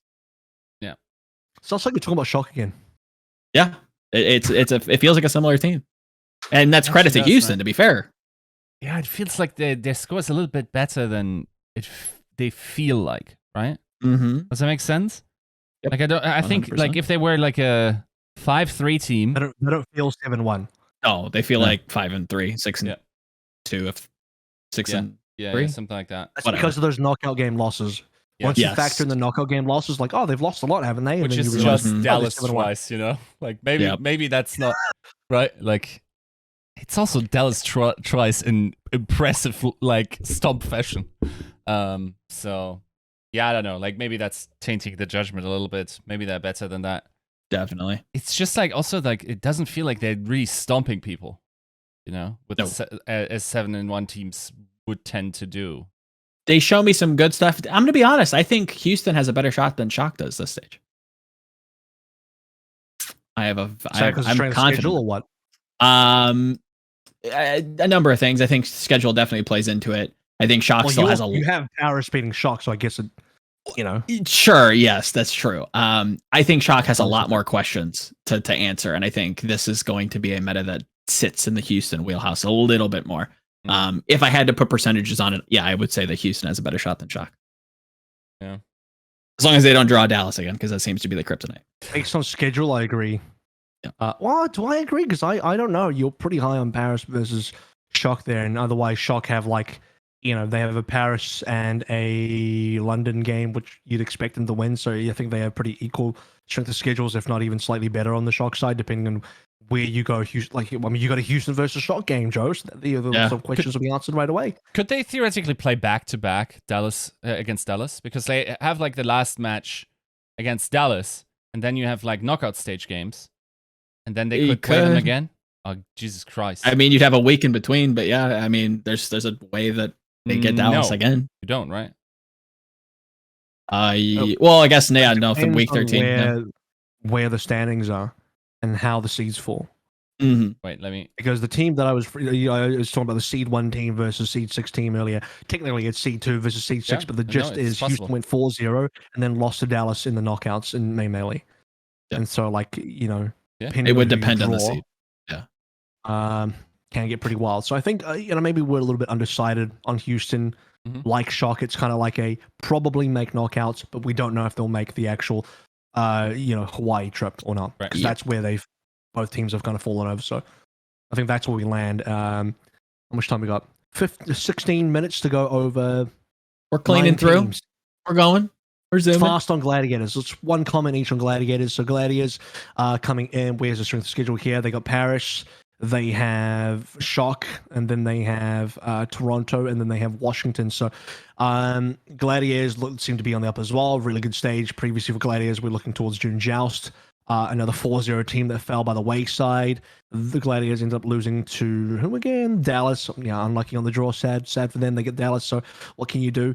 But otherwise, Gladiators are looking pretty good. I mean, you could make the argument that if Gladiators didn't draw Shock, maybe they could have made it through. Could they have beaten Atlanta? Who knows? But I would say they would have had a better matchup versus Atlanta than Fuel. So it's not impossible that Gladiators could have made the June Joust. I think to me, Gladiators on the up. Do I think their strength schedule is going to give them the opportunity to get there? They might actually beat the Shock in that opening game. Who know? Like, that's a pretty winnable game. I think Paris is more than a winnable game. Joe might have something else to say about that. And beyond that, I mean, Toronto and Washington can both be interesting and rough. I don't think Gladiators have the easiest schedule, but they already had an easy schedule. You could also argue that Gladiators' June Joust schedule was way too easy, and that's kind of what gave them a leg up as well. Mm-hmm. Yeah, I agree. I think June for Gladiators, was their easiest strength of schedule, and the fact that it was in a hero pool definitely played into their spaghetti waiter tendencies, their attribute to kind of fall over. It's another expectation not meeting reality for me. This is a team that I think should be one of the best teams in the world, and it is nowhere close. I do think they're performing well in the regular season, but again, it's another one of those teams that I think are tainted by the play-in losses, and they're just not competitive. Just simply not at that level, and it's sad to see. And I don't see it fixing itself, to be honest, as much as the Scrimbucks may say. Yeah, I mean, on paper, like, they could go 4-0. I think 3-1 is more realistic. I don't think, like, you expect them to beat both Shock and Justice, which is, like, Justice is also an interesting team. I guess we can go back next to, but, like, I don't know, like, it's so hard to evaluate where Gladiators are with their team at this point. Yeah, it's tough. They like, are they shocked here? No. Or Glads? Why not? Because they haven't shown anything. Wait, what about Shock? To be honest, I don't know where Shock sits, to be fair. Shock beat Dallas, so that makes me feel better about Shock. Right. Yeah. Right. They feel like a dice roll at this point. And Gladiators feels more like a dice roll. I think that That's game funny. is really, like, instrumental to us deciding Yes. how good Gladiators Which is. game? Like that Shock against Glad Glads. Shock. Like that Right, one. right. It's going to be a banger. Pretty sure it is. Agreed. It might also Looking just forward to be like super random because like nobody has played before. Like this is literally the opener, right? Nice. But, Yeah. Kivster's in LA. Low ping Kivster. That Come should on. help a lot, to be completely Can honest. I sell you on some Glad stonks with low ping Kivster? yeah, I mean, I don't know. This is really hard. It's also like the 2-week Also, break face makes reveal. a big difference in how you should evaluate these teams, right? Then the meta comes in, the switch. You don't know how the patch runs into that. There's so much volatility. Like, hopefully, it's just like both teams just be coming out full swing, and we get like a Ideally, really yeah. cool series. But hard to say, yeah. Yeah, that first match will be super important. Like you said, one funny thing I just realized is that Dallas, for being the number 1 team in West, have actually not a very good regular season stat. They're 5-3 regular Yeah. season. Like, what? Like, it doesn't even sound Yeah. like that's correct. It's like, excuse me, what's going Yeah. on there? How are they 5-3? Anyway, so Gladiators, I think they're a very hard to read team. A little bit undecided here. I think we're all kind of fence sitters on Gladiators a little bit here, but maybe that's for the best, as we'll it's so tough. That first match could actually just go either way. So who knows? The win will decide which side of the fence we fall over, and whose backyard we end up in. Washington, Atlanta. Now, also in the interest of time, but we don't actually see these two teams for the first week anyway. Yeah. Sure. I don't have these another two teams like Washington. Who knows? Does K what meta we end up in? Can K carry in that meta, etc. Atlanta as well. I would say that we've seen some really powerful stuff from the DPSs. Are we going back to Orion meta? What does Gator play now? The Risks could still be there. And I'm sorry to the fans, but we'll maybe get into more like actual Washington Atlanta discussion in the next week when we preview their opening matches coming up, because they don't play in the first week. Maybe we'll just go over them for now in the interest of time. So we got about 10 minutes to cover Toronto, Boston, Paris, London, and Vancouver. Let's go Toronto first of all. And Toronto have a schedule that looks like Vancouver, Florida, into a Dallas and Glad's game. So actually pretty tough. Outside of the Vancouver game, that's actually a pretty tough schedule. Yeah. Yeah, that's not easy. I mean, Vancouver is a gimme. I get that. Past that point, I don't feel strongly either way. I think there are compositions that this team can thrive on. But I do not feel a consistent Hawaii threat from this team. And it sucks to say because there's a lot of good players. I haven't felt that about them for the whole year. I don't think they're a Hawaii team. No, they're kind of milk toast. They're fine. I mean, I can't even think of the best meta for them. Jesus Sombra meta. Sombra, yeah, that's basically it. Sombra Winston. If Lucio Moira, Sombra Winston, I don't know, Reaper is good, then I can see Toronto maybe finding an upset here or there, but can they consistently beat the region that has been dominated by this composition what feels like the entire season? I just don't see it. They lose base, but they weren't really using him anyway. So. No, God bless him. It's not. I didn't see a world where he was really had a role. To be a ball player. I think he was meant to be the ball player. I don't know. That just never really ended up happening. Yeah. Bizarre. Any quick thoughts on Toronto from Yiska? I think Joe and I pretty agree that this is just not looking like a Hawaii team currently. It's so weird how their schedule is looking 1-3 for the result anyway. Yeah, it's so weird how a team that has so much Philly in them is of last season is at the same time so mediocre at the moment, right?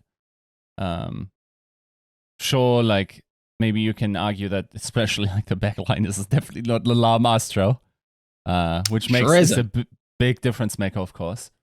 But yeah, I don't have high hopes for them. I think they could have gotten more lucky with the meta than they did in the first half.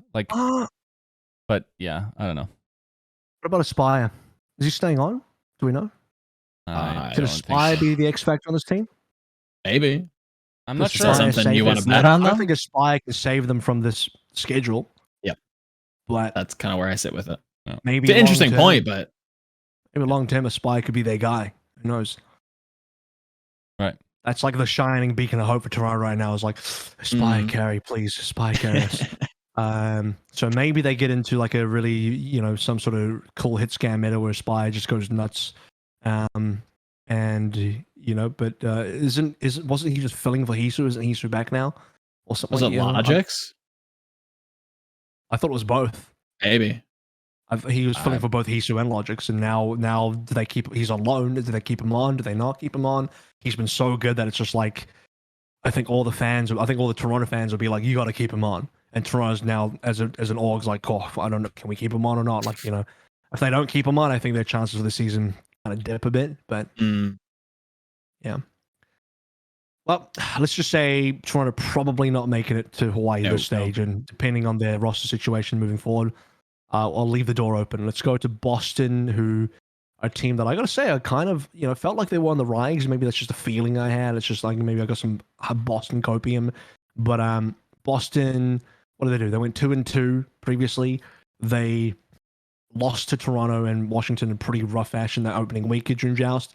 And then No, so they beat No, them. they Like, beat other them, way yeah. around. They Yep. beat them 3-0, so they beat them really convincingly. I had it confused with the next games they played, which is then they're losing to Paris 3-2, then Gladiators 3-1 versus them.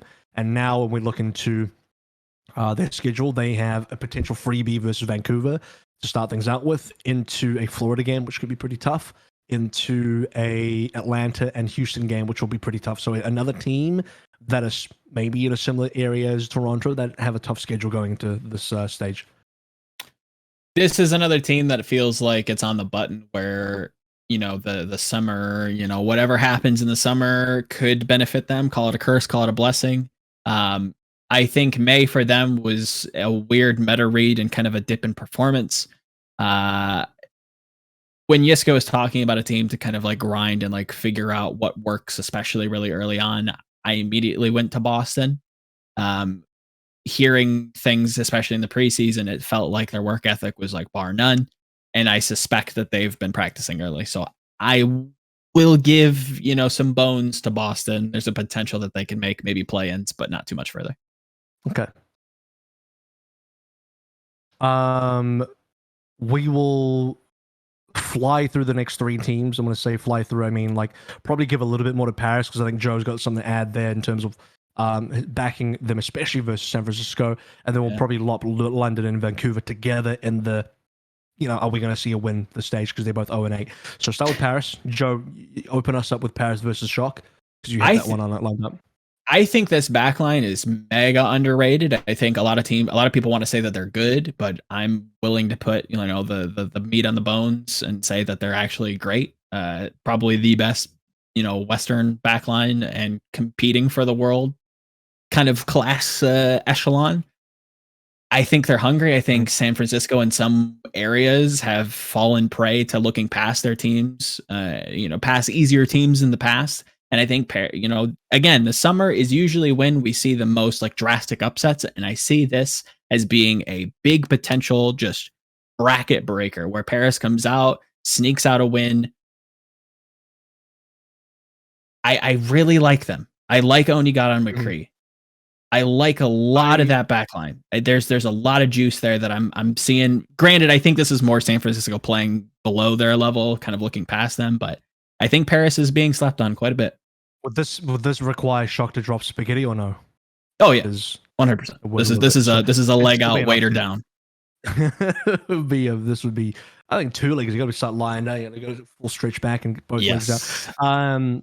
But yeah, I think you're right. Backline looks good. Their win versus Washington, I think, has been one of the more impressive games. Especially it was a 3-0 and 5 maps. You could argue Washington actually made it pretty close. That's true. Yiska, anything to add here before we round out the last two? Not really. I'm not even sure if Paris against London is a decided match. I think Sparker that makes that is a Sparker. I don't know, but I think the dynamic is different, and I don't know, like possibly. I'm not sure. Paris is up because of their recent like upswing, or if it's just a good meta that they hit. And it's even possible. Asking their coaches, it wasn't a definitive answer that they. Like it was sort of both. That was communicated. I mean, London has a lot of pieces coming in. I mean, they have Sparker. I think Spilo's coming in as assistant, right? There's probably some help there, maybe a revitalization. Like there is room for London to kind of succeed, but do you think that that's enough though? So yeah, it might be enough to destabilize that series. Yes. I think we have to remember Paris also did still lose to Toronto and kind of barely got over Boston, which is good as if you want to be a middle table team, that's great. And then lose to Gladiators, which is probably expected. So yeah, and then we were talking about London a little bit. I'm going to draw it down to one very basic question: London and Vancouver, do they win a match at this stage or not? I think Yiska, you're kind of in the boat where they do. Is that correct? They being London specifically? London, maybe, yeah. I think London might. And Joe? Yeah, if anybody's going to, it's definitely London. I think bringing in new coaches, new morale, definitely could do a lot. Sparker's definitely a player that I've wanted to see. So yeah, I'd say London. Okay, so London versus Paris is going to be a definitive game, and then we'll see what happens after that. Vancouver, basically I think all our preds have gone pretty poorly for Vancouver here. I'm looking across all their games. he'd say that Vancouver's probably only winnable game looks like maybe Paris, because everything else is pretty rough for them. They're playing easily mid-table teams, if not higher. So Vancouver probably, unfortunately, 0-12. Maybe London with Spark coming in and Spiller coming in could be enough. And unfortunately, we're not going to get too much deeper than that. We are going to close out the show in, I think, just enough time for Yiska to run off. So if you've stayed up until here, thank you so much. And we're a little bit apologies for not getting into all the teams, but we're going to cover a lot more when we actually get into the stage itself, see what happens in the first week, do a bit of recap on that, and then see what happens in that second week is when we start previewing some of those second week matches, especially for teams like Atlanta and Washington, which we didn't really get a chance to talk about today. But that is going to be episode 180 in the books, and that is the Summer Showdown preview. I hope you enjoyed that one, and we'll see you next week for the actual Summer Showdown matches. Thanks. Bye.